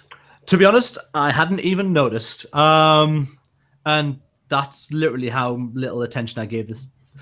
From the moment it started and we got there, at first kind of like, yeah, why does she hate it too much and Finn loves it? And I just lost interest just so quickly. Honestly, the film hit a massive brick wall for me and I got so bored. I was fiddling around and I just couldn't hold attention. I almost dozed off on the 4th one. So it's a true story. I do 5:30, 2:30 in the morning on Saturday at work, not to give you an insight into my life too much. My showing was at 5:30 at the IMAX, so I didn't have time to fit in a quick nap before the screening. And it got to Canto Bite, and I'm not joking though. I don't sleep during films. My eyes were struggling. And it got to some of the Canto Bite stuff when my eyes just very slowly shut and my ears did the rest of it. And then I woke up on a Rey and Luke scene. Well, like I just knew I was waking up to the next story change. It just and I hate this is and I it feels wrong to say I hate something in a Star Wars movie. I hate that they called them cops, and I hate that the police called them perps when they were chasing them. These are not Star Wars terms. They use any other word. You've got thousands of words you could make up. Cops and perps just grounded so much in Earth talk. That was just Canto Bite is a prime example of some of the things in episode 8. Great idea, poorly executed. I mean, who passes the story group? Does everyone in the story group seriously think, you know what? Great idea. I really hope not. I mean, at least they can't use that for their merchandise sales. They use the porks instead, so they can't even blame that. No, it just doesn't. It just, for me, certainly, it just does not work at all. It does introduce Finn to more of the moral side of the Star Wars universe, purely because we forget that at this particular point he was stolen as a child and grew up in the First Order, so he's seeing some of these things in the galaxy for the first time. But yeah, he loved the casino. Who wouldn't? Look at the rich money around. He thinks he's one of them. But he didn't need that moral thing. He already left the First Order because he didn't want to fire a gun against a crowd of innocent people. No, it's more of the introduction of the muddier side. It's like Rogue One. The Resistance aren't as good as they were in your head. It was like Rogue One with the Rebels. These guys weren't the nicest guys in the world deep down, even though their cause is better. But I guess if we were to leave one thing we disliked, probably the thing we all like most, which is before we get Kylo, Rey, and Snoke, I guess we could say that Kylo and Rey have moments together, which leads up to Luke and Ren, which I've completely forgot to write now. I must admit, Lyd has put in the comments saying she enjoyed the Force texting. It's a poor way of describing it, Lyd. Well done. But I did enjoy that Force communication because it's another new use of the Force. I liked it. I wasn't confused. It's continuing JJ's thing with 8 and 7 with the whole holding the bowl. It's just like the new way of exploring the Force. But anyway, sorry, continue. I thought it was too random to them two until we get the revelation at the end that it was Snoke that set the passage up. I loved that. After that revelation, it changed my opinion completely. This is me going back to the first screening here before you continue, George. When I first watched it, because I only watched it once, when I first saw those scenes, I vehemently hated it until that revelation, and it all clicked into place. When that is actually genius to have. I love the connect after I got to that bit, I love the communication. now this is me looking back in hindsight. On the very first viewing, though, up until that particular point, I did not like it. I thought I like the use of the Force, but this is almost a step too far. But when you find out it's someone else meddling, it's like, the Emperor who's slowly corrupting Anakin throughout the years. That connection to give him the extra juice is just, and to find out what Luke is, I love it. I'm now going back on it from that particular one scene where he reveals it, completely changed my opinion. But anyway, continue. I was going to say, I like the fact that deep down, the Kylo and Rey scenes are there to snuff out Luke. That when Kylo says, did he tell you? Did he tell you what happened tonight? I love that they build that up, and it gives. I mean, the whole point of this the advertising is Luke on the dark side. Yeah, it raises the moral questions regarding Luke Skywalker. That Luke has his version where Kylo pulls the hut down on him. Kylo has his version where Luke goes to kill him, and he defends himself in the process. That leads up to Rey's confliction within Luke. Us as the audience on the first time round, is Luke good all along? Are they going to Guardians of the Galaxy to us and him be the villain after all this time? But actually, we get a little duel with Rey and Luke with some washing sticks and stuff like that. And we get the revelation that, and this is to me one of Luke's best scenes in the film, is when he's talking very quick and he says, that one moment of hesitation, blah, blah, blah, it went over me. But I looked in the eyes of the frightened boy and I felt shame. That was a brilliant scene. I have only one tiny gripe, and it's a very small gripe about that whole bit, and that's the return of the green lightsaber, which is my favorite of all time. And I didn't like the fact it was brought out in that scene of Luke basically going to be a murderer of his nephew in his sleep. And I was like, no, that's not. Oh, Luke. It was great because Kylo's got the blue one, which I predicted. One prediction I got right. Was his lightsaber. Because it's not lightsaber. It's not his lightsaber. That's Ben's own. Yeah, it literally looks like it. There's a design already online. There's already a design. Someone's pulled someone's got stills from somewhere. Ben's own lightsaber. Yeah, it's not Luke's. Wow, I am now heartbroken. Sorry, George. The one prediction that I thought I had right. I mean, no, Paige denied. I thought exactly the same. No, I'm happy that it wasn't though. I'm happy that it was his own. He says that lightsaber belongs to me in episode 7 because it's his family. I think, it's just I thought as well the first time you see it, I thought, it's that he's got that lightsaber. But yeah, when it's I think the very last viewing of the story, when he goes to grab his lightsaber, it's got a different hilt. Different hilt. It's a different. But for me, it's brilliant because it shows his light side. It shows who he was. In a brief instant, you do see this Jedi Ben Solo, and it kind of gives you this. A brief look, a very, very tiny brief look at who he was. And that scene where you do see him, he does look scared. He looks frightened out of his wits that his uncle's over him, about to murder him. Mark Hamill's face is amazing on that bit. Oh, it's fantastic. The eyes look almost like they've done something to make it like the dark. So it looks terrifying. For someone who was away from live action acting for so many years, to come back and give that kind of performance, outstanding. Going back to the Force talking between Rey and Kylo, I was quite okay with it until they touched tips. We know that sometimes doesn't count. It's the just tip is all she needs. It was the fact that it kind of alluded to something else was going on, because Kylo tells Rey that she can't be doing the connection to him because that level of Force ability would kill her. And that also kind of, when you towards the ending of this movie, it kind of made obvious what was about to happen as well. But that touching of the fingers through the Force, just that. I didn't like that, but I did like that Luke caught them touching tips and was really annoyed, so pulled a house down because of what he'd seen. And to be honest, the 14-year-old boy in me just giggled through the innuendo of it all. But yeah, it then built up to obviously that Luke and Rey moment of, did you kill him? Did you try to murder him? I love how he beat around the bush for ages until he finally missed it, though. That shows his shame, and it shows his unwillingness to accept it. And part of the reason why he hid, because he was so ashamed. And I mean, obviously with Luke and Rey, I guess, by this point had she been in the cave? The weird seaweed hole. Inception. Yeah. Which actually, I would like to just touch on the. Oh, I'd very much like to touch on it. Well, Ray's seaweed hole, of course you would. Wow, even I'm going there. No.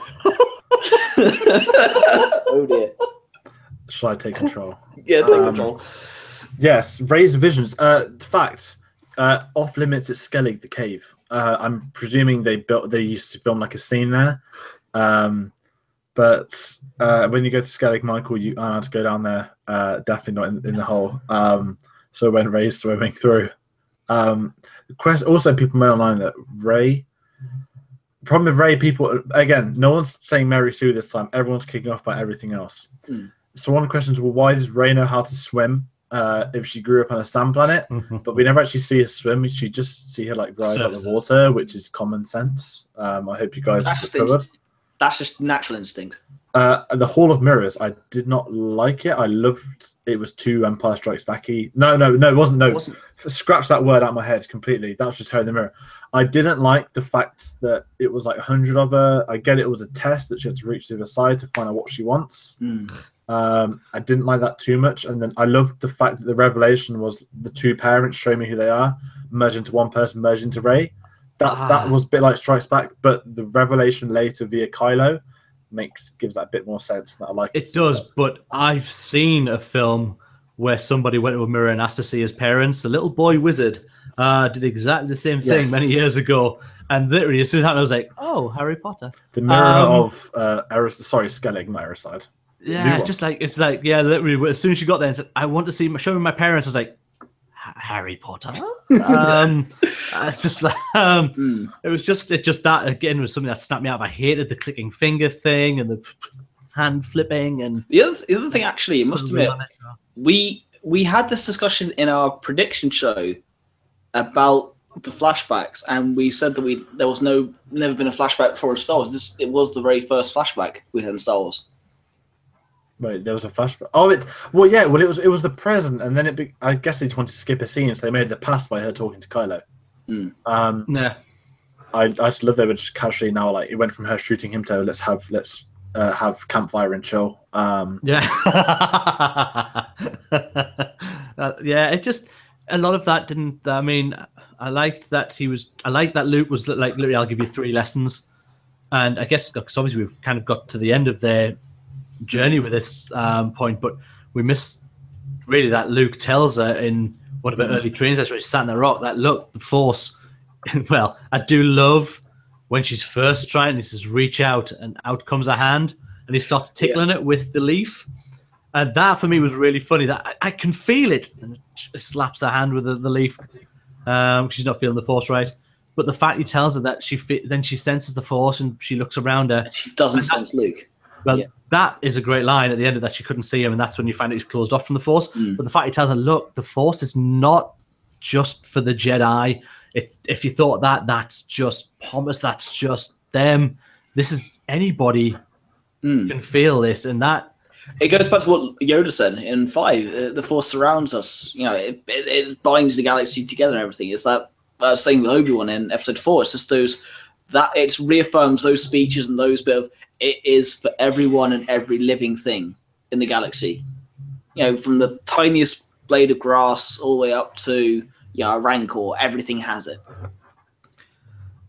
And then we get that Rey offers him the lightsaber for one last time. Yeah. They have a little fight with their sticks because there's no reason. At that point, obviously, I was expecting a full-on little bit of a lightsaber battle. There was more in... And Luke to kind of best her. Yeah. I think it was more in delete scenes for that bit. And then, obviously, Rey bests him. He falls over, but he saves himself with the Force, lets himself down, which is your first kind of glimpse that he's let himself back in a little bit. And obviously when he pulled the things off of the touching tips. But yeah, and then she offers him the lightsaber, and he just looks down. He looks defeated again. He looks like when we first got. He just doesn't want any part of this. And off Rey takes in the Millennium Falcon. Off they go. Which leads us to the return of Yoda, if you didn't already know. Yoda's back. Yeah. Now, did you guys see the spoiler that was released? No. I didn't see any spoilers, but I knew about Yoda. That's my own fault. Now, I didn't know about it, but there was a piece on This Morning, which is a British TV show. I saw the John Boyega interview. When I say I go off the grid, I don't even watch Jimmy Kimmel. That was on my to-do list as soon as I saw it. I heard that Holly Willoughby dropped a massive spoiler. I looked it up afterwards as well. It wasn't. You can tell she's been told by a producer to say it. One they've got Dave. John Boyega's on his hotel in London, studio on the right. I was like, oh yeah, the premiere was last night. The start was amazing. How do you think the fans will react to the return of Yoda? And John Boyega's face, he's like, what? He's like, Holly. He's like, Holly, no. She goes, well, sorry. She goes, I've been told to say this. Like, he's like, Holly, we can't talk about things like that. And I just sat there like, wow, imagine being that one Star Wars fan that watched This Morning today. It was... And they cut it out of, obviously, future broadcasts, but the damage was done. It was online. It's not her fault. It's the producer's fault. The thing is, like, I mean, there was a rumor about a year or two ago, Frank Oz was on the set, and he did rock up at the premiere, both premieres, the European one as well. And Mark Campbell did tweet, like, why would Frank Oz be at the premiere?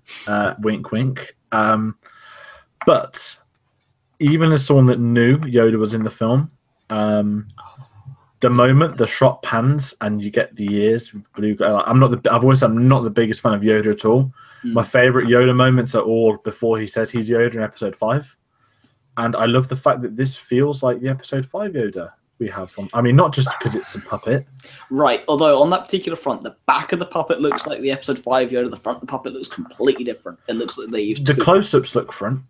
Yeah, the close-up. There's the first shot where you see his face, where it doesn't look quite right. There's something not right about the face. But when you see him sort of side on, and then towards the end of the scene, when he looks up, just like he did in Episode 5 as well, it looks really cool. And don't get us wrong, that was when he calls Luke young Skywalker. Shed a tear.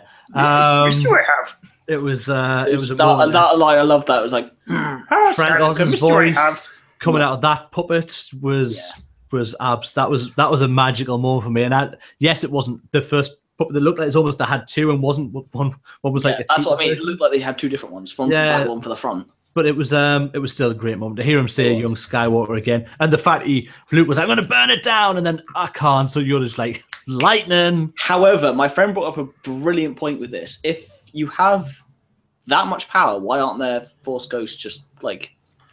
Because Alec Guinness is dead, and we can't have him back too, and no one wants Hayden Christensen back, and we all want Ewan McGregor, but canonically it's wrong. That's why there's only Yoda, because he's the only one that can be back. What about Liam Neeson?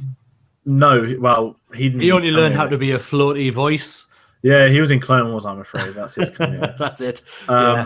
Maybe there are more Force ghosts, but for me, story-wise, Yoda with Luke was the only one that I would have cared. I would have.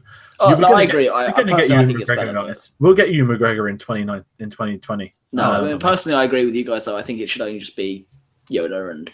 Because he's the easiest to do across time. Yeah, although I don't understand the question of why is he not flying around using. He can interact with the control the universe, and why can't he just go, okay, so there's a giant Star Destroyer, lightning, here, have that. He was never that powerful, Phil. We all know this. Yeah, he was a green frog. He couldn't even stop Count Dooku. Yes, that's right. CGI Saruman beat Yoda. But what I loved was the fact that Yoda says Rey's got everything she needs. Just quick jump to the end of the film. All the books are in the Falcon.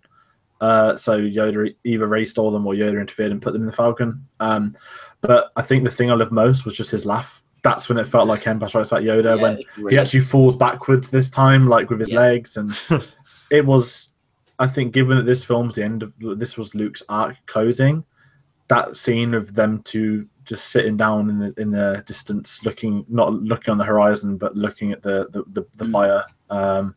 The turtle nuns wouldn't have been happy about that, I don't think. But I think that was one of the best things. I was happy there were so little of those. I didn't mind. I liked that joke when the cliff fell on one.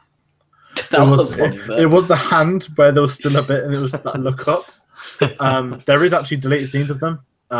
There's a little village, and what the visual guide tells you is that the men go out to sea for a month fishing, and the women are left to clean up, which that's going to be controversial if that ever does get released.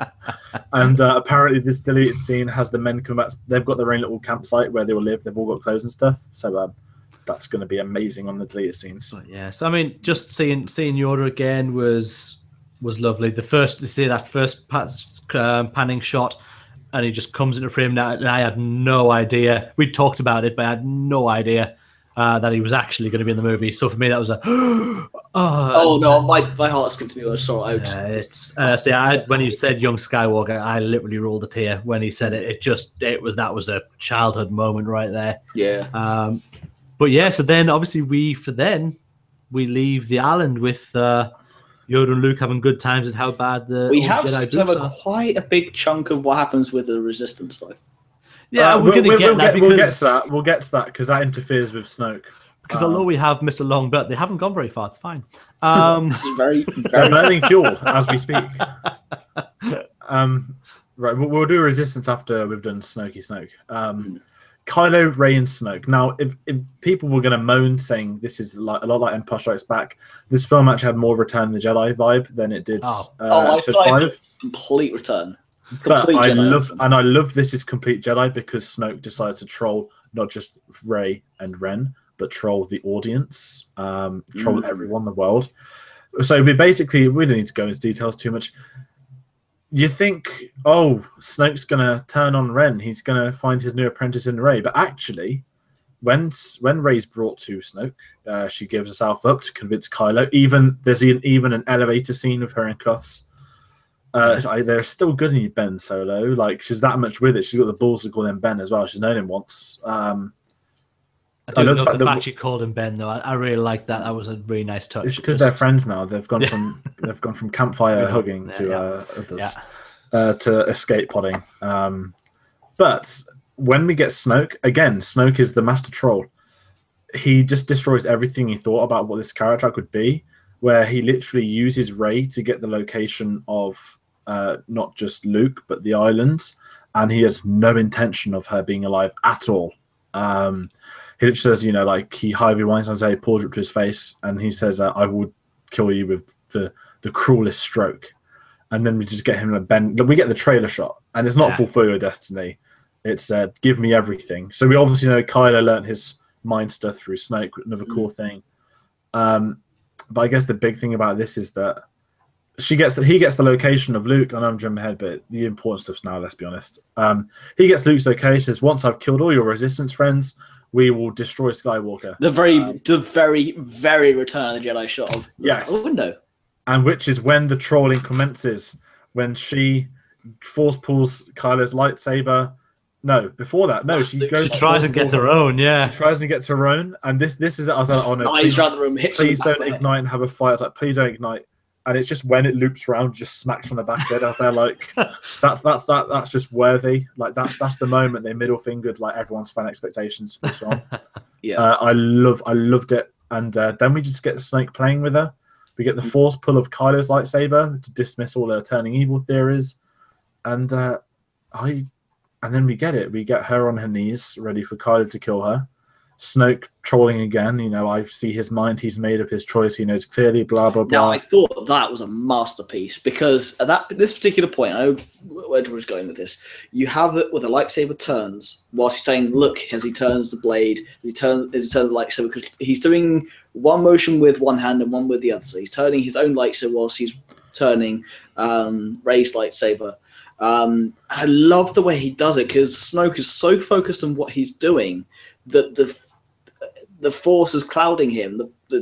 Ben is clouding his mind to what he's actually doing. He's showing him one thing whilst doing another. It's a sleight of hand, but using the force. So Kylo is doing what he's doing, and Snoke is seeing it accurately. He's predicting everything he's saying. He's going to kill his true enemy, but he doesn't realize that it's him because he's clouding his mind. And then when the lightsaber ignites, I didn't think they were going to do it, but they did. Snoke's dead. Let's just say it.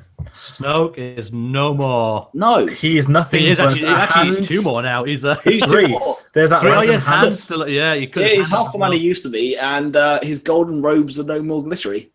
That to me, and not by the way, that. can we at least just talk about the gold pajamas for just a second? How we all thought they were fabulous. I loved it. He just sat there with his temple, with his red guards watching. Yeah. Sitting there watching out of his little microscope. Not only did he die, but we had that moment where the Force pulled the lightsaber, Rey grabs it. Is this our first ever Star Wars slow-mo moment? Yes. Where very much seen that, where they jump into the middle, yeah. And that one thing worthy. I have to say though is before we saw the film, I texted a guy saying don't go onto the Star Wars movies Facebook page because they put up some of these bits from Disney, which is it says don't let anyone spoil this, and then it shows you a clip. The clip I saw was Rey igniting Kylo's lightsaber. But that was Disney false marketing you. They're making you think she'd gone dark side. But same, it is an awful shot to give you. Yeah, that was a horrible thing to give me because that's like I now know that's going to happen for me. That was the most awesome moment of that scene was to see her pull Kylo's lightsaber and have awesome red, and it was amazing. But to have it ruined for me is just because they had that actually leading up to it. They had another bit when I was watching Monday Night Football a couple of days before. I'd literally just muted my laptop, took my headphones out, shut my eyes, to not see it. I just thought that the scene was the best scene, one of the best scenes in Star Wars history. That's my favourite scene of it really is. The duel, not just Snoke trolling, but the duel and what follows the duel with Kylo talking. Ooh, but sorry, before that though, the one thing Luke did say was, and we missed out Space Breast Milk as well, but was that he did say that Ren went off with some of his students, and which was then became the Knights of Ren. And I do wonder if they ended up becoming the Praetorian Guard. Well, this is what's intrigued me, because I thought they would be, but when Luke says I took a dozen students and then, that would mean there's 13. But there was 8 Praetorian Guards. Yeah, but he only took a few of them. Yeah, but he took 8, that's more than a few, that's like over half. Like, they only killed 4 of them. I don't know. I'm not going to lie, I did think Benicio del Toro, when he was first cast, was going to be a Knight of Ren. Maybe we'll get them in 9. I wish they were the Praetorian Guards and that they're just going to leave it, but then they would have addressed it. I don't know. It seems like a story plot, a bit like Master Cypher Diaz from episode 2. Although on the Praetorian Guard, I didn't like the design of the helmets in the marketing. But in the film, they look great. In the film, they look fantastic. And they do more than the Royal Guards from Return of the Jedi. They actually do something. They get a fight scene, and they're pretty cool. They're more impressive than the Magna Guards from. They're the best. Yeah, they're one of the best things. They would have took out. I mean, let's be honest. If it was Ben on his own or Rey, they'd have both died. But they were incredible.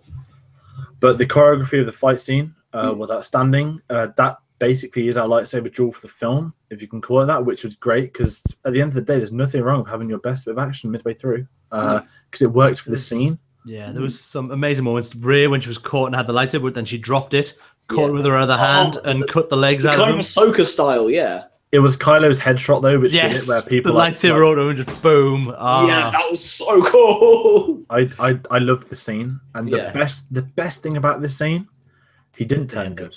No, he went the other way. He furthered to the dark. Cool, my empire now. I like the fact that he was like, right, you know what? Forget the Jedi. Forget the Sith, forget the First Order, forget absolutely everything. Let's me and you start from scratch and we'll build whatever we want. Yeah. Wasn't like, let's have this, we've got this First Order and let's run that. Didn't want any of that either. He just wants, at that point, him and Rey together to start building something of their own. And that point was like, and I love the fact she was like, Ben, don't do this, don't. And that was a real seminal moment. I really loved this scene.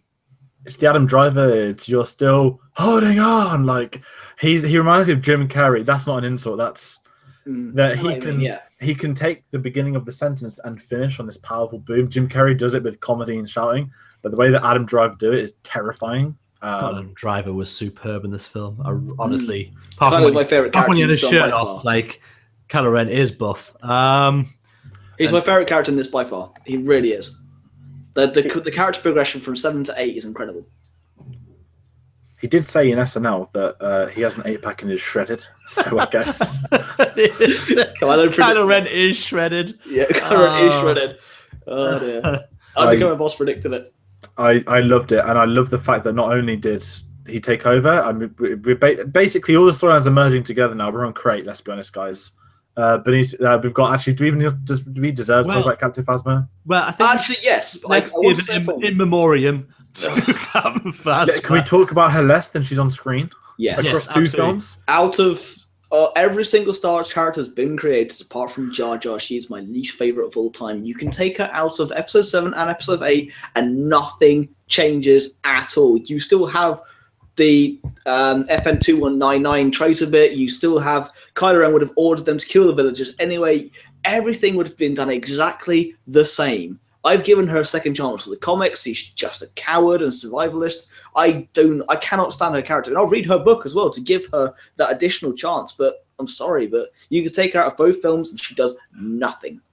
I think controversially, Gwendolyn Christie is a great actress. She is. They originally wrote Captain Phasma as a male character. I feel that had they have cast a male actor in the role, Phasma wouldn't have been back in 8. I think Gwendolyn Christie, she's got enough gravitas, performance, stature, everything to warrant coming back in 8. But Rian Johnson, I said, there's nowhere for her in our story. It's like that's fine. They basically brought her in to complete the character arc of Finn, that he is no longer First Order. Well, we knew that last film. And I didn't like the helmet smashing open part. I was like, I didn't mind. It was better than it coming off. I think that was to show there was a woman under there. Didn't need it. She better be dead. That's my main thing. She's dead now. She better be dead now, because I've already seen people asking if she's going to be back for the third film. No. Yeah, I love that she brought the executioners in. She was stood this far away from Finn when the explosion went off, and then after the explosion and Finn was just coming around, in marches Phasma with the fleet of troops, like she wasn't even in the room at the time. And then I say that fight. I like that it was kind of we're gonna have this quick battle. The shot where Finn rose up and smashed from the helmet was a bit Ahsoka in Rebels with Vader and open up the helmet, and I didn't like that at all. I'm glad she's dead. I hope she's dead.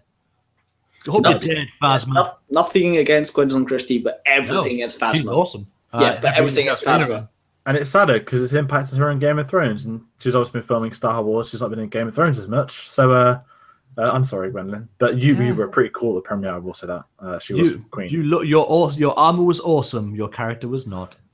Yes. And it's not your fault. It's the right. No, she's my least favorite character in this trilogy, and she's my second least favorite character out of every Star Wars character there's ever been. I just think you could take her out of 7 and 8, and nothing changes. Moving on from Captain Phasma. Before the explosion, we have to talk about Vice Admiral Holdo. Yes. So after Poe commandeers the ship, commits mutiny. Great part. Which, by the way, we need to talk about Billy Lord's character as well. Lieutenant Connix. She's incredible. Oh, she's not just a name drop at this particular point. But the thing is, they gave her a role, but it was so justified because she played it so well. I think with Billy Lord, when Episode 7 came out, she was a new actress. Like, she just literally started acting. And now I think it's American Horror Story she's in. She's in a couple of TV shows. Correct, yes. Now that she is, of course, in Star Wars, there's a place for her, given that everyone's now dead on the bridge, on them scenes. Naturally, she is there with Poe and, well, I get that guy from Lost disappeared now. But I like the fact she had a bit more dialogue and stuff, and I feel that she'll grow more. She grew as the film went on. And there wasn't any sort of cheesy moments with her mom as well. I was pleasantly surprised by her in this film. I really was.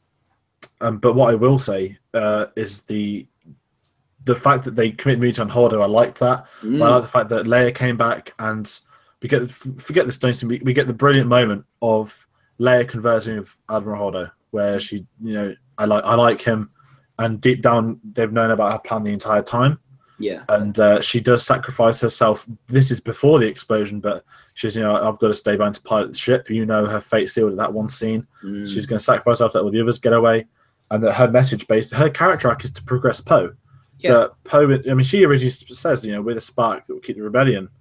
I didn't like how they repeated that line like 3 times though. I get why they went on the spark. It just reminds me of Rebels too much for the first 2 episodes, but I do like the fact that when the time came that she did sacrifice herself. Yeah, that hyperspace shot is it was the silence. It reminded me of the seismic charge from episode 2. Yeah, but it was just the visuals and what happened. The sacrifice from her. When in my screening, only there was like one person who coughed in it, but apart from that, like it was just dead. There was like with mine, there was a couple of No, it was There was those dead noises. silence. What I did love was before when she starts turning the ship was General Hux that take out that cruiser. Like the way he delivered it was just amazing. It's just because that moment that we get to is led to from Del Toro. That's when he does his big sellout, not the Rose and Finn rubbish storyline, but when he sells out the fact that they're escaping on these pods that the First Order had not noticed because they were being cloaked, and that's when that's his moment. That's his big turn, and that's when they start firing these cannon lasers over and start blowing them out of the sky. Seems a very slow process for the amount of ships they were. But that whole, to get to this point, and I wouldn't talk about the hyperspace shot because it's beautiful, but to get that, this story of them getting just out of range of the Star Destroyer and having this very slow chase over space, I just felt a bit, and I got it. I got why they put in there. They got the fuel issues. It just felt, again, it slowed up the movie, and I don't know. I'm glad they left the ship for the part with Kylo, and even, to be honest, yes, they used kind of Bite to do that as well, to kind of cover and say, yeah, look, they're running out of fuel and we're doing this. I need to be quicker. But yeah, it felt a bit slow to me while that was happening. But I did love, once that moment had happened, once the ships were leaving, and then that turn, and it's the fact that Billy Lord says she's running away, and at that point, Poe clicks into absolutely watch it. You go, no, she's not, and you know what's coming. And that shot where she just rips through. Oh my, you're right. We did forget to mention that when we see the capsule ship come out, the Snoke ship is huge, and it's impressive. Apparently, it's bigger than the original Death Star. Snoke ship is apparently size-wise. I would be surprised if it's width. Snoke seems like a guy that wants his own. He's got his elaborate throne room in his guards, and he absolutely has. And now has 3 of him. They can clone him off that. They won't. He's dead. Very dead. Kylo is the supreme leader. But can I just say as well, the scene where Kylo is unconscious on the floor, they pulled apart Luke's lightsaber, causing an explosion as well, and then obviously the hyperspace goes right through the ship and it's falling apart. Hux is stood over Kylo Ren's lifeless body. He starts pulling his jacket to the side to pull out his gun, thinking, I'm going to be the new Supreme Leader. And Kylo just starts to stare. He just slowly pulls his jacket back. It's I'm going to make sure he's dead. Oh, wait, the boss is still alive. I love that moment. Yeah, I love that. Donald Gleeson is the MVP. You're right. He's so good. It wasn't even like that bit was great, but then it's like, you presume to command my force. It's like, the Supreme Leader is dead, and it's just like when then the Force choke and Vader was so Vader's Force choke, and it was Hux's face like, long live the Supreme Leader.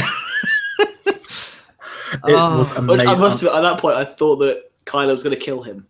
I thought that was his thing for Snoke, and then it was just dead, and then Kylo taking over everything. Hux will go. I thought Hux would go in this one, but he's going to make it to he's going to go in 3. He's going to go badly in episode 9, but he's just. I know he's a bit of comic relief, but there's something so overly exaggerated about the character of General Hux that he's memorable and he fits into the Star Wars universe so well. That you've got your Tarkin, the elite, in proper, you've been fireman's ready, you're proper Englishman, and then you've just got the psych. It's what Snake says, that you want to know why I keep a rabid cure around. Yeah, and he, to me, I think I prefer Hux to Tarkin. I'd give you that. In the sense of memorability and gravitas, like obviously there's something so different about, because when episode 7 comes out, it's like, oh, Hux is the Tarkin, he's their army general, he's overseeing the explosion of the base and blah blah blah. And really, they've developed him so much more just through like these little moments in 8 where I really like him, and I can't wait to see more of him in episode 9. Yeah, he is a character I look forward to seeing when he's on screen. I do enjoy his performance very much. But then I guess we move on from this, and let's get to Crate. We're on Crate. We get into the hangar at the end behind the big metal door. Rose and Finn come plowing into there, and then we kind of start the end game, really. Who would have thought the Battle of Crate would be the actual final battle of the film? And who would have thought the snow gray scenes would be the middle? I like the fact they actually showed us a lot of the end of the trailers, but The Battle of Crate is a weird one. I wouldn't say it's a battle as such. I would say it's more of a massacre. It's the final stand. I mean, they make out all these films make out as the final stand, but this time we do see that there's not a lot of the resistance left, and that they are screwed. Herein is my final gripe of the film. Go for it. So we're talking about the Battle of Crate. You had the First Order come along. They put down the battering ram. The skiffs all go out. Really cool. You have Gareth Edwards' little cameo. I love that. which is really cool. But, Salt. Just to show it's different, even though you can see it's different with the red. Gareth Edwards, yeah, that's I love that. Yeah. I'll be seeing him tomorrow. Yeah. However, when Finn realizes what he needs to do and how to stop it, everyone else buggers off. I thought that him sacrificing himself would have been a perfect out for the character. And I thought it would have been a perfect out for the character. I thought it would have been a brilliant moment for the film, for more of a sacrifice for Rey fueling forward, or Rose, or so many other factors. And I didn't like they saved him. I didn't like the fact they saved him. I thought it would have been a perfect out for the character. Now, that's what I originally thought. However, I thought about it more.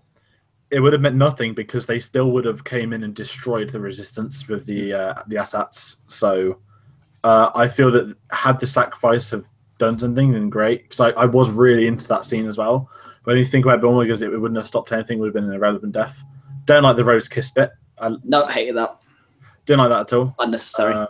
I hate the line she gives that we don't fight the things we love, hate, we save the things we love. And it was like, that's a pretty bad ethos, to be honest, to live by. Not a good message, Rose. Just be quiet. And then she passed out, so it was fine. And I thought she was had dead. Have you ever seen Dark Knight Rises? Where I have, yes. When Marion Cotillard's character dies, when she's like on the ship, she goes, "We went," and dies. That's what I thought Rose was doing. I thought Rose had died at that point. I really did. Thought that it would have been great if like an ATM 65. That's our prediction we got wrong. Was that Rose was going to die. I was close-ish. Maybe she won't wake up. But the battle, the ski speeders, they were cool, but they were irrelevant because they didn't harm a single ATM-6 or anything. Also, you say that though. I like that. That was another thing with like, oh, it's going to be just like Hoth. So, well, apart from the fact that they didn't take out that's what I like. ATM-6. Yeah, Hoth was we're fighting for everyone can escape. This is our final stand. Yeah, exactly. The First Order have come to finish us, obliterate us, whatnot. And then it happened. What I like is that it all builds up to the return. We did kind of skip over the reunion though of Poe and BB-8, which was kind of nice. That's cool. That's like me. Where's my droid? Although I didn't like the BB-8 stealing an ATST. That was amazing. I like that too. I like it, but I didn't like the fact that how like the body separated so you could see it was BB-8. He's a droid. No, that was great because I thought, wait, this isn't Benicio del Toro. That's really crap if it is. Yeah, that was my first. And then thought. it was BB-8. I was like, there's the merchandise. I've still only seen it the once, so I think that might be one of my things that changed with the second viewing. Although I did love the redesigned ATST, and I'm looking forward to the fact that because in that bit you see not only going back to the whole Benicio del Toro bit, if you mentioned him, when he's showing the weapons, you see the TIE fighter, we then also see the TIE Interceptor and the TIE Bomber. So we may see First Order TIE Interceptors and TIE Bombers in episode 9, but that's just a little... At least they're keeping their TIE Bomber from... Also, the A-Wing pilot was kind of cool as well, that we get in. Oh, Talia? She dies. Talia. She dies, but it was a nice little character, the A-Wing. Yeah, there'll be some canon backstory. I mean, she's made it to Battlefront too, Pete. Yeah. I will probably tell you about it at some point when I read some book somewhere, because we all know that that's what I do.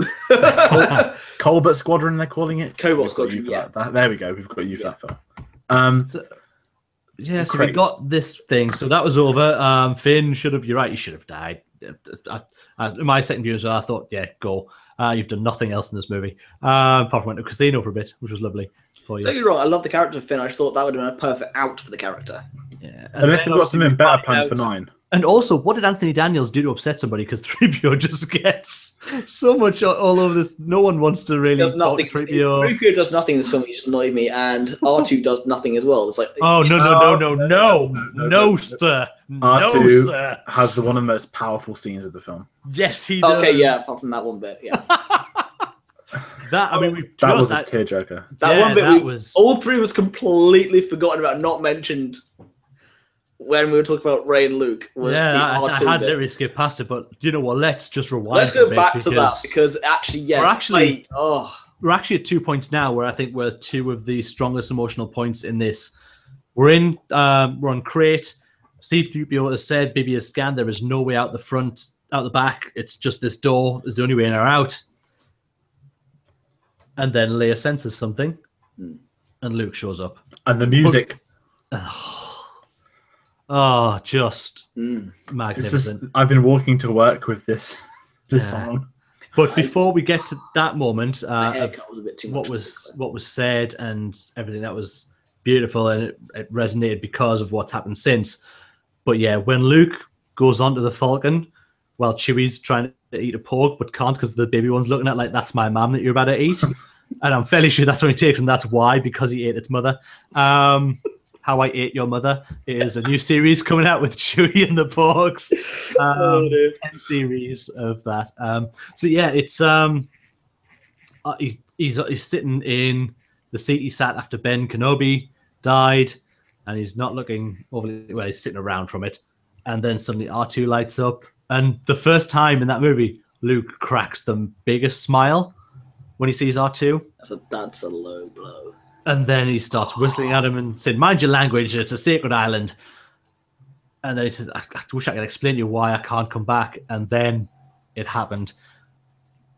R2 projects the original Leia hologram delivering the speech.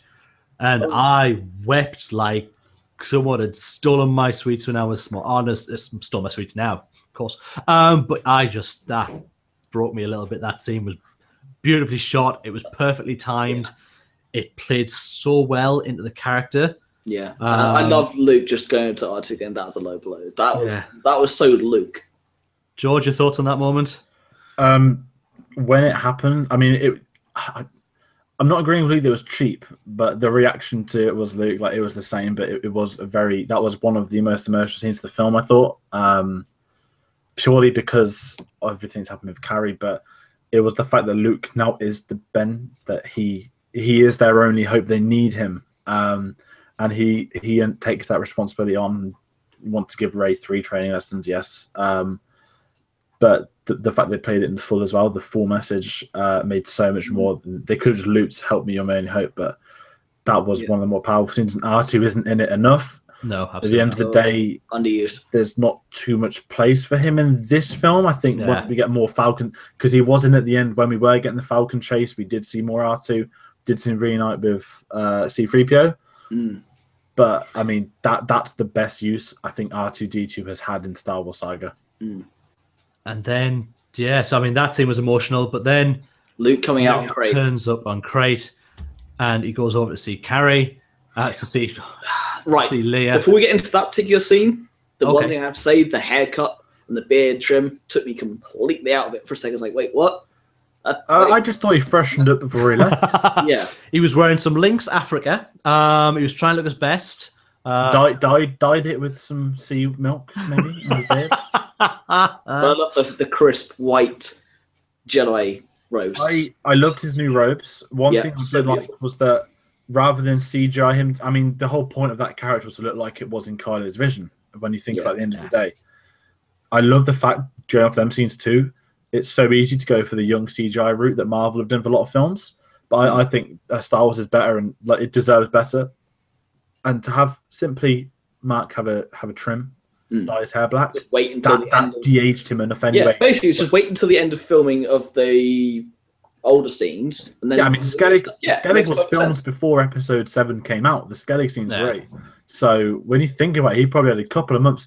I think he lost a little bit more weight. He looked a little bit thinner as well. Crate was the 8 scenes were done a year or 2 after. It was done a year after 7 came out. It wasn't They didn't. Skellig. Skellig was filmed before episode 7 was released in cinemas. They didn't have to go back to it. They couldn't finish it, and then it was November, wasn't it? Yeah, that moment where he walks up the layer, gives her the golden dice, which is a weird thing because it was a scene that was cut from 7 of Han hanging them back in the Falcon. And unless you know the history that they were in the original movies, it's going to get lost on a lot of people what that is. Yeah, yes, it will get lost on a lot of people, but it will get lost on the casual fan, not the Star Wars fan. Yeah, but there's a casual fan. That's the important Luke part. took them out the Falcon, and that made if you didn't know, and I was with friends who don't know that far into like the depth in what they were, and asked me after what was with the gold.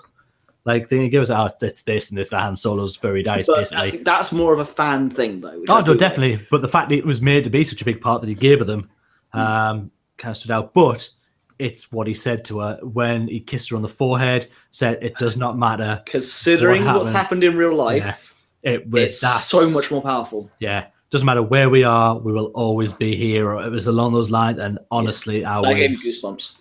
That was such an emotional scene to see that. Knowing what we know now, it takes on so much more meaning. And George, your thoughts on that moment?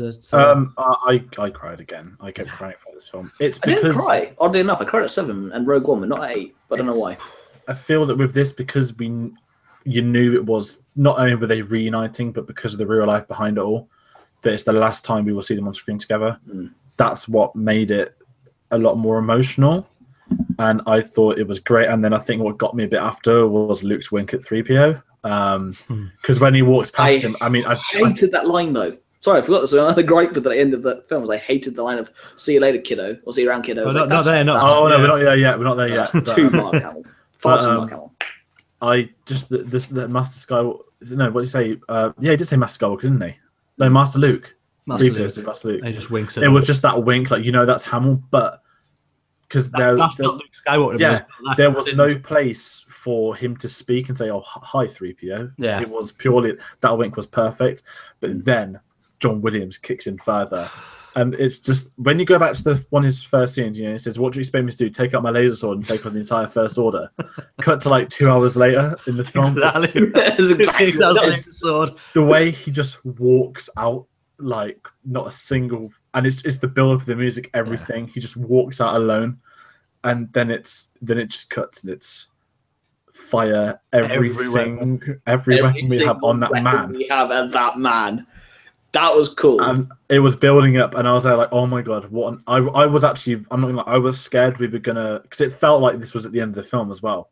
I was very scared for a second that we were gonna have another cliffhanger, because it felt like that. Felt like that's where it was going to stop. Yeah, it was building and building, and then it was going to walk out. Yeah, and then and I was there like, "Don't do this to me." And then it was just the ATM-6 just looks down.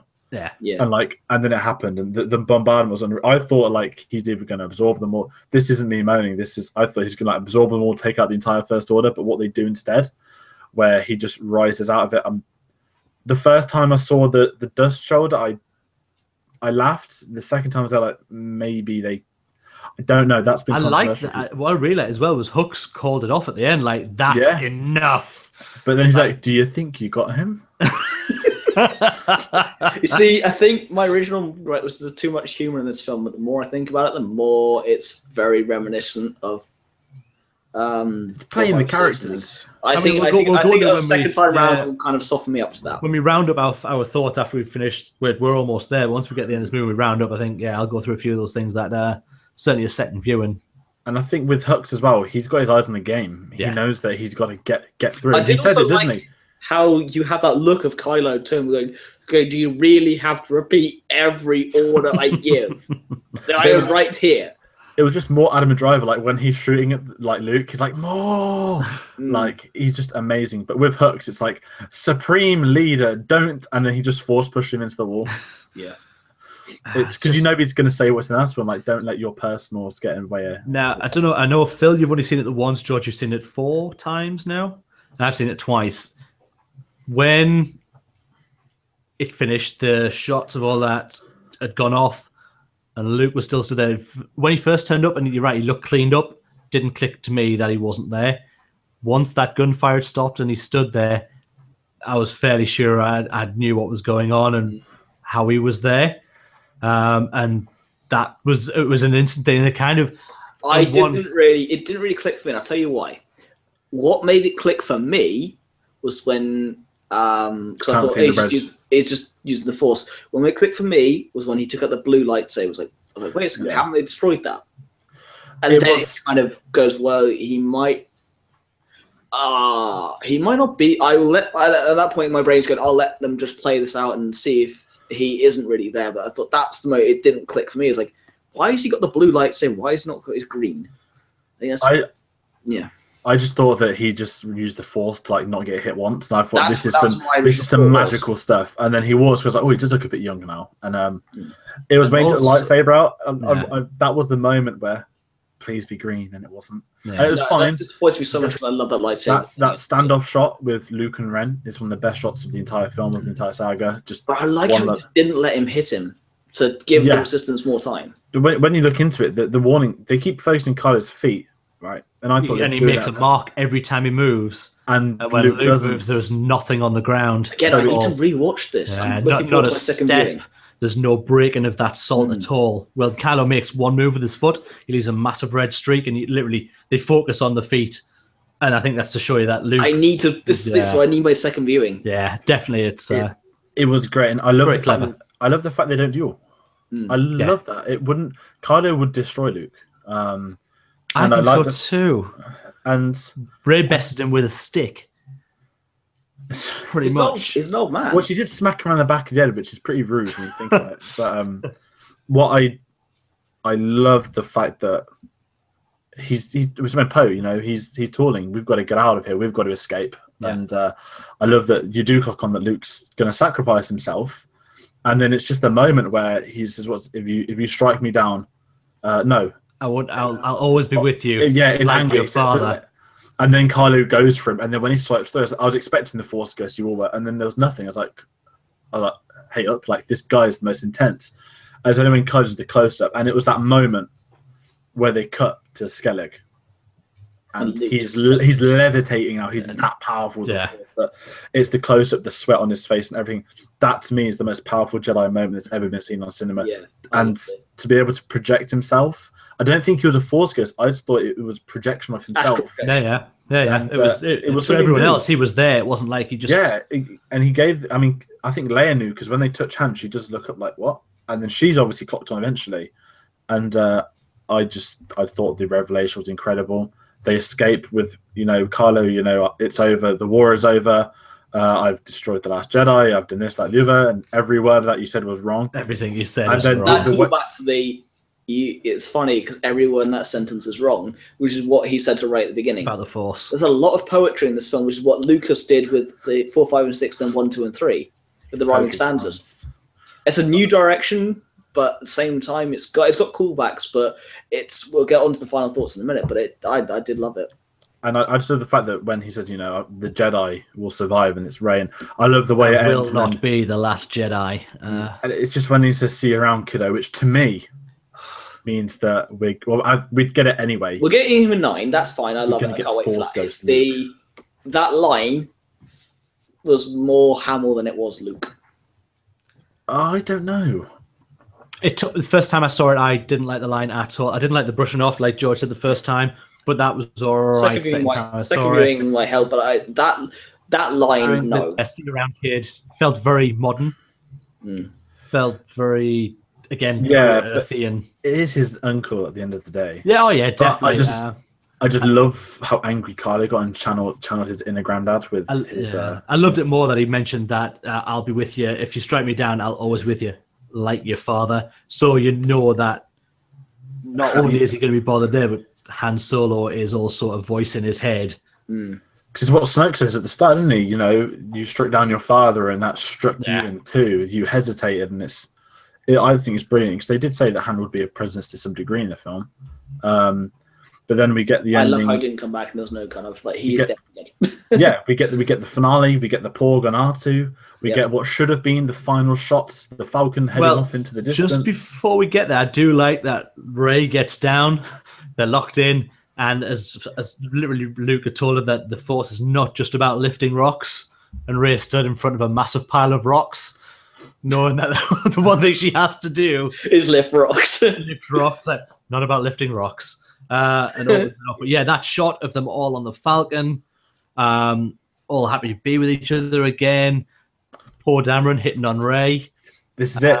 Are we getting the first ever love square in Star Wars? I love that. A, you love triangle. B, I just love the fact that we're talking about this and right behind you is Finn and Poe fighting for Rey. It was just that play of like when she goes, I'm poor Dameron. She goes, I'm Rey, and he just goes, I know. And it was that look. It's like, oh, he's making a play already. And it made me look more. Come on, I love Poe, and then she looks over like, well, Finn's got Rose now. Yeah, but and then this should have been the yeah, and it builds up to it. It builds up to it as well, and then it's cha-cha, pa-cha, and that stupid language, little slave kids. I don't care. We get to go straight back to Cenobite. Do you remember the Borrowers? The original one with Lucius Malfoy, not Lucius Malfoy, Draco Malfoy. Yeah. They look like the Borrowers kids. It's just... And then he just like gets the broom of the Force, and I was like, piss off. I didn't get first that if he's obviously telling the story of Luke Skywalker. Of Luke Skywalker. Well, he's got the thing set up as it's the final battle on Crate. It's not. He's got the toy set up, so he's got the cannon in the middle, and then Luke Skywalker, and he walks him in. And so the 4-round thing shouts him. I don't know. I get it. I get that scene. I just don't like it. That is not how the Star Wars should have finished. I understand. I appreciate how they did it. I don't. There are the Force kids. Blah blah blah. We know that. We know there's Force sensitives out there. But why the kid with the broom? And then calls the broom to his hand with the Force, and a lot of people missed that first time. Why does he use the broom to hit his master? It didn't work. They're right. It should have. Let's all make fan edits today, and we'll cut that out, and we'll because that's what we can do, and we'll get rid. It's too on the nose. Everybody. I just don't see. I don't see why. I just don't. It could, and the thing is, it's because it could have finished so well before. Yeah. Before, and it just felt like if there was ever going to be a Star Wars after credit scene, it would have been that. There's books and the stories. Yeah, but then you have the binary sunset to end it all. Yeah, but we had that with Luke when he died, and that was sad enough. Wasn't that after that though? No, Luke dies when Luke dies just before they sense it with peace and purpose. That's a great scene when he goes. We actually just passed by Luke's dying. Luke literally vanishes back to just the important things. Spoilers. Luke's dead. That scene of him dropping after the projection finishes, and then he crawls back up. And he's looking out, and it just so happens that I thought Act 2 has the two. I thought that was a bit on the nose. Oh no, I loved it. I originally thought like, fuck me, like he's sorry. I literally thought like, oh my god, in his last moments he split the sun to get a binary sunset. I thought that's the most powerful and amazing thing he's ever done. And then I got the visual guide opened up, and it was like, no, Ancho has a twin sun. I was like, oh. I loved that. That first time we saw Luke Skywalker walking up and looking at that, same music starts playing, the fan. It's just, again, that probably be a second time round viewing. Yeah, thing. Beautiful. Because a few mates of mine, like, I love that scene. Like, I thought it was too on the nose, but I think a second time round, I'd probably like it more. What I love is they could have made Luke disappear in a quick CGI moment disappear. You can see how much that's literally a fade. Like, oh yeah, they do it. Fade him out. Yeah, it's a proper old school shot. To do that, not a digital removal of him, fades out beautifully, and it was what a moment. But yeah, then the movie for me ended in a terrible way. Also we do get Hooks watching over Ren. They're smuggling in the corner like he's gonna get him. He's gonna go for him in episode 9. He Supreme Leader Hooks. I'm telling you guys, that is his end goal. That would just be amazing. Of course, this is his end goal. Whether he'll get it or not is different. I think he could temporarily get it. And then, did everyone see the credit for Carrie in the? Yes, we stayed for that. Down to the fact when I watched it, so the Less Scromax stayed black until that scene, which was great. I very much dislike the fact that every other scene I went to, the lights blind you at the directed by, and then they dim again. and then they get light again, which is very bizarre and uncomfortable. But it's a shame. So glad it's in there. They dark. Yeah. I stayed just to make sure. I just want to see that something being in the credits. And the music as well on that brief moment. Just wonderful. But yes, I mean... Shall we talk about the score, though, before we talk about our final thoughts? The score in this film is incredible. I thought this score is... Some people don't understand soundtracks and how they work. I thought it was vastly superior to 7. I would agree. I thought 7 introduced some amazing themes, which they don't need to be delving. I mean, we get some renditions of them, but this soundtrack has not as many themes, but it has the better music to accompany scenes with. And that, at the end of the day, is what a film soundtrack is. A soundtrack is not themes you have on loop at home. It's a soundtrack to accompany a film that produces a better end product. And I feel that John Williams knocks out the park again. I like the fact that as he's got older with his age, he's got not wiser with his music because he's always been fantastic, but he's a different style of recording now, and it suits the stories they're telling on screen. There's no humongous set pieces like the prequels. You don't need a Duel of the Fates for this film. You get something else. It was more of a Lucas choice than it was a Williams choice, though. It's a bit of both. I mean, he probably would have known for the lightsaber scenes he needed this hoorah and that. Whereas with this, what they're getting now and this trilogy doing, it's great. You get the hints of the Kylo Ren theme, hints of the Rey, the Twin Sins. I adore this soundtrack. I've had it on loop, and I can't wait for the vinyl to come by. Yeah, John Williams has upped his game massively for this, and we've got to think that the guys were 83. Yeah, he didn't compose Spielberg again because he chose to do Star Wars instead. Yeah, it just fit. I kind of want the next film done just so John Williams can round out his complete Star Wars saga, as it would to me would just take away a little bit if it doesn't get to be him who composes the final movie of the 9. That would be all John Williams. I just touch all kinds of wood, and not in a bad way. Like that he gets through this because it's meant to be. It'd be across 42 years. That's insane. Obviously, we're getting a Rian Johnson trilogy that we passed down. We've had it with the spin-offs passed down to new composers. I hope that Michael Giacchino will return to the Star Wars franchise, who is the natural heir to John Williams. To Rian Johnson's trilogy, exactly. Amazing. Yeah, he's the natural heir. He's done Jurassic Park. He's took over that. He's took over from Disney. He does Marvel now. He does Pixar now. He's done Star Wars. He's done Star Trek. He's done Planet of the Apes. Well, his Rogue One soundtrack was phenomenal. And he composed it in 4 weeks. It's insane. 4 weeks. And he come out of the Krennic theme too. But that's me on the music. But I want your overall thoughts. Not a spoiler thought. Yeah. That's literally, we've gone through the film. I mean, yes, we've jumped about a bit. We haven't gone through every scene, but it feels like we've been on for a while. I hope if you've watched this at all and you've been on with us, I know we've had some comments. Wayne, thank you very much. And anyone else, Lydia commented as well. So thank you very much for being with us. I hope you've enjoyed it. Hopefully you've seen Star Wars if you're watching this. Right, I mean, thoughts. I saw this movie the first time on the midnight showing like these guys did, and I did not enjoy The Last Jedi. Now, I went back on Tuesday just gone, the 19th of December, for those in the future. Well, yeah. Yeah. So I went to see a 2D showing, and the difference just that made for me was I couldn't quite believe how much it felt more like Star Wars watching it in 2D. And I think in future, I don't think I'll see an IMAX presentation first. The next midnight showing I see, I will see a 2D showing first and then go back and see an IMAX. Because for me, it meant my brain wasn't kind of looking at how things were done and what was standing out and what was in depth. And it just made it feel a much more compact and much... it's hard to put in words. It just felt like a more personal story, and it was there, and it was all solid, and I loved that. The film still has, as we've discussed, has a lot of issues for me, and it certainly isn't my favorite Star Wars movie.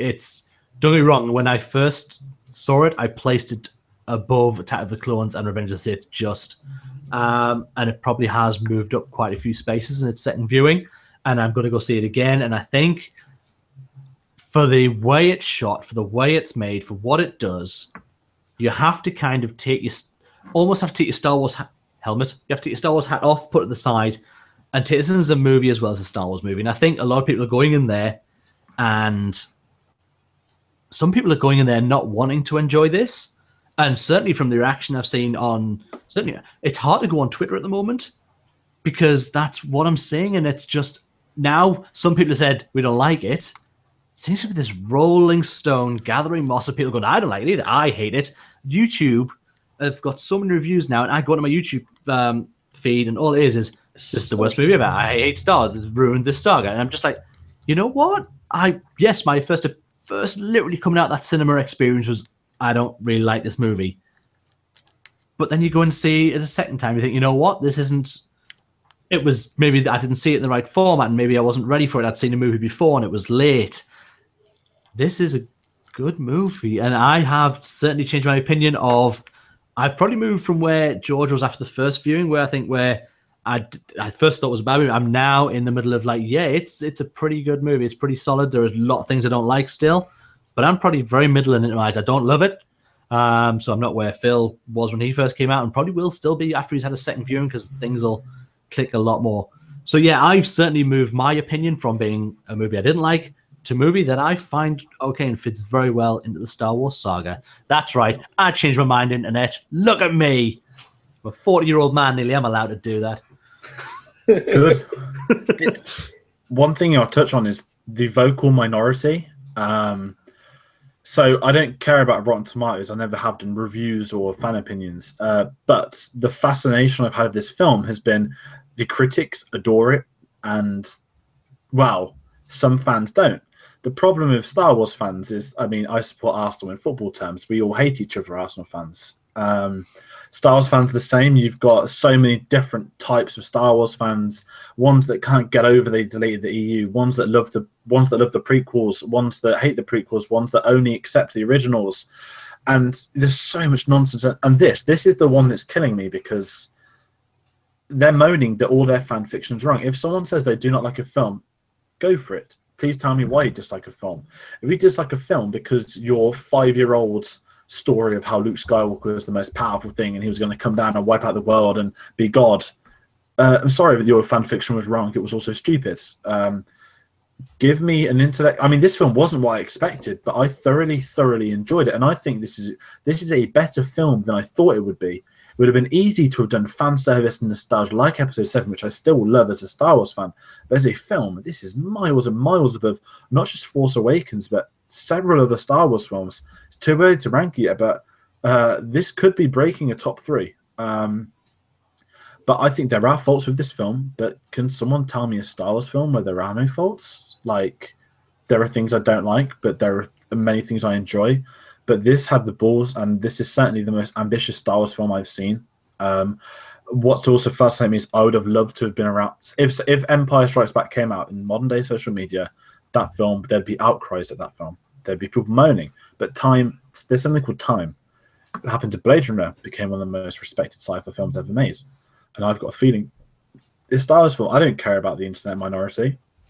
I'd rather take a great film on my own personal terms and have people explain to me why they don't like it, and in a nice way. Give me, like Dave, we did the review last week, and you explain why I don't like it. I'm all for that. Every time I've had someone's opinion after this, it's fascinating. I've been wanting to know people's opinion on this and not biting back at them. But now the only people biting are the ones that, I don't like this film. How dare you like this film? You're a scumbag for liking this film. I think they're all wrong, and it's embarrassing as a Star Wars fan. Some of the reactions I've had from this, but overall, I thought this was a very, very good film, as well as a Star Wars film. And I think it did the right things as a sequel. It went in a bold, different direction, and I am very excited to see how J.J. Abrams returns to complete his trilogy. I know he didn't do all 3, but he did set the stones in order. But I also feel that Rian Johnson has proven himself worthy to take on his own Star Wars trilogy in the future. So, yeah, that's my overall thoughts on The Last Jedi. Phil? I came out of The Last Jedi, and quite even controversially between us lot and our initial reactions, I put it 3rd all-time in my list. And I think for me personally, yeah, I may jig my list from time to time, but I love The Last Jedi. I love it because it's It wasn't a carbon copy of 5, which was my biggest fear going into it. And I said that to you guys after seeing it. So for me, that was one of my favorite points. It wasn't a carbon copy of 5. And because it wasn't a carbon copy of 5, it went off its own direction. I think that's what a lot of people are like. It's not enough Star Wars. Sorry, yeah, Canto Bight is a bit boring, but it is so Star Wars. It's ridiculous. I love it. For me, it is one of my favorite films from the franchise. I love the score. I love a lot of the scenes. I think a second time viewing will probably soften my viewing of Luke. I was very critical the first time I saw Luke because he's my favorite character. I think I need a second viewing just to know what I'm going to see and just enjoy it. I think I probably will soften up, but overall, and I've only seen it the once. That's the other thing. The guys have seen it, between 2 and 4 times. I've only seen it the once, so I need to see it again to really form my full opinion. However, I absolutely love it. I have my issues with it, but then again, as George said, tell me a Star Wars film that isn't perfect. The only one that even comes close to perfect is Episode 4. And that's because it's the original. That's because that's the blueprint. As I said earlier, it is the blueprint. It is the original, so you can't really have too many faults. Yes, it's got its faults. Even 5, which is many people's favorite Star Wars film, still has its faults. I mean, Darth Vader going to lunch? Are you kidding me? How the hell is he going to eat? There's so many faults, so many different things. What about the bit where they live in a giant slug? Yeah, exactly. There's so many. There's faults with Star Wars from the end again. At the end of the day, though, it's just a film. In terms of, let me finish that sentence. This isn't what I've spent over $1,000 on. No, it's. If only it was only that much. Yeah, if only. In terms of it's not the end of the world if you have an issue with it. But as George said, just tell me why you don't like it. I love it. But there's no need to be so salty. I've seen far too much salt and negativity. It's right. It's salt, and there's the best thing to come out from the film is the actual Gareth Evans cameo of salt, because it's personally to put my stamp on it. Love it, absolutely love it. So I'm at one end. Dave was at the other. I think he's closely edging up. I'm very much more middly now. Yeah. I think time will be a very interesting. I'm just extremely excited to see what they do with 9. It has left it in a really interesting position because there's stuff that The Force Awakens started, Rian Johnson has finished. The only the issue that I think people have is also, you have 2 perfect opportunities to kill off Carrie Fisher, and as George said, they went back, they tried to do it, they couldn't do it, and unfortunately, it's a very hindsight moment where you've unfortunately, in real life, we've lost our princess, and we couldn't then see the ending of it, and it kind of put 8 in a horrible position where people are like, how are they going to handle it? And it was out of their control. Yeah, I mean, the problem with 8 is that every interview they've had, they've asked about Carrie Fisher. Yeah, I got into an ITV News last week because I queued for a premiere. They asked me, Carrie Fisher's not in this film. What impact could that can have on you? And I just, that's not the kind of question you expect to get, but this is what surrounded this film. What I will say about 9 is that J.J. Abrams has a clean slate. I mean, Rian Johnson took on his clean slate, but he had to have Rey training with Luke. He had to have Snoke being with Kylo. He had to have scenes happen because it takes place straight after. Whereas now J.J., all that's left is you're going to get Rey and the Resistance versus Kylo leading the First Order. That is the only stone in place for this new film. Yeah. Which is basically a blank slate. From my memory from this film was BB-9E because I thought he would do more and he was just disappointed. Merchandise. Yeah. At least BB-8 had more than I thought he would. I was happy about that, to be fair. I was hoping that BB-9E was going to be Kylo's droid. But the other thing, guys, there's a Star Wars film out in 5 months called Han Solo, and we haven't even had a trailer for it yet. That's the thing, though. We've got 5 months, we've got another Star Wars film coming out. This podcast is going to go insane from here on out. That's what I will say, guys, is that although this is our review episode, this has replaced our normally one, and this has been a very long episode today. We have just clocked past 2 hours, I believe. We've clocked past 2:15. Oh, wow. Okay. we're past. So what I will say is that, not heading off, but in 2 weeks' time, we'll be back as normal. Hopefully with a Han Solo video to talk about. I doubt it, but there will be some news. I'm sure we'll have a lot more to say regarding there'll be more news on this film, more stuff coming out in the future. Don't know if there'll be nominations out for Oscars and BAFTAs yet, but maybe we can also talk about the the Last Jedi DLC for Battlefront. There's lots to talk about. I will say that I follow Kevin Smith on Twitter, and he today got his Oscar screener for The Last Jedi. He tweeted a picture of it this morning. The Oscar screener had come out for the consideration. So he has that film at home to watch whenever he wants now. yes, he does. There's a lot of jealousy, but yeah. So the Oscar screener's out for the movie for all those people who are in the Academy already. So I mean that's insane. That's been out a week and the Oscar screener's out. So you know what? Yes, it'll be up for effects and it'll be up for John Williams will get nominated for this score. Get him Oscar this time around. No, it's going to Hans Zimmer next year. I'm sorry, but Dunkirk's soundtrack was just magnificent. Hopefully Williams gets it to round out the trilogy of 9 because that's how Oscars work. It's all about the story behind it. Yeah, true. But anyway, I think that's our final thoughts. We have been going for well over 2 hours now. I think. I thank everyone for commenting, keeping us going. I haven't actually had a drink. We've spoke longer than the film. I thought this would be like an hour and a half max. No, I was well prepared for this to be over 2 hours. Actually, Dave and I, we did say in our spoiler-free review that the spoiler review would probably be a 2-hour one. I got that. There's one prediction I got correct. I know. I mean, it's just like George just said. A massive thank you for those who are watching, those who've been on and jumped off, and if you're listening to this now on SoundCloud or iTunes, hope this has been something informative for you. I hope there's been some things that we've said that you thought, or you've had thoughts on what we've said. Please get in touch with us on Facebook, get in touch with us on Twitter, get in touch with us anywhere you like, really, on these podcasts. So here, say every other Wednesday we will be here. Most of us all the time. One of us definitely will be here at some point. Now we are hitting Christmas and we're hitting New Year, so the schedule might not be exact as we're going through that because people have a lot of family commitments and things over the time. So please, over Christmas, bear with us. We'll put up things on our Facebook, let you know exactly what we're doing. But really, yeah, just a massive, massive thank you for being part of this. And we've been going. Wow, we've been going. Yeah, well, it's over a year now, isn't it? Now what did we? I can't even tell what the first date was. Is that when the Rebels trailer came out? Yeah, so we've kind of because I just suggested that we get on and do one. And so I mean, we've been going and I mean, we really enjoyed getting on and talking to you, and that you guys are joining in with us. And the last few episodes where we've had people commenting live while we're doing this means the world to us. It really does. We're just 3 guys who happen to meet, who love this and get to talk about it on a fortnightly basis. And the fact that you guys are listening and watching, we need more of you to listen and watch. That would be great. Bring some friends. Come on, just bring them on board. It's fine. It's great, and thank you so much for being here and being part of this show. And that's me all done before I talk too much. Indeed. Phil? Yeah. So just to round it, outro. Yeah, ready for the outro. Basically, to round it all up, thank you so much for joining us.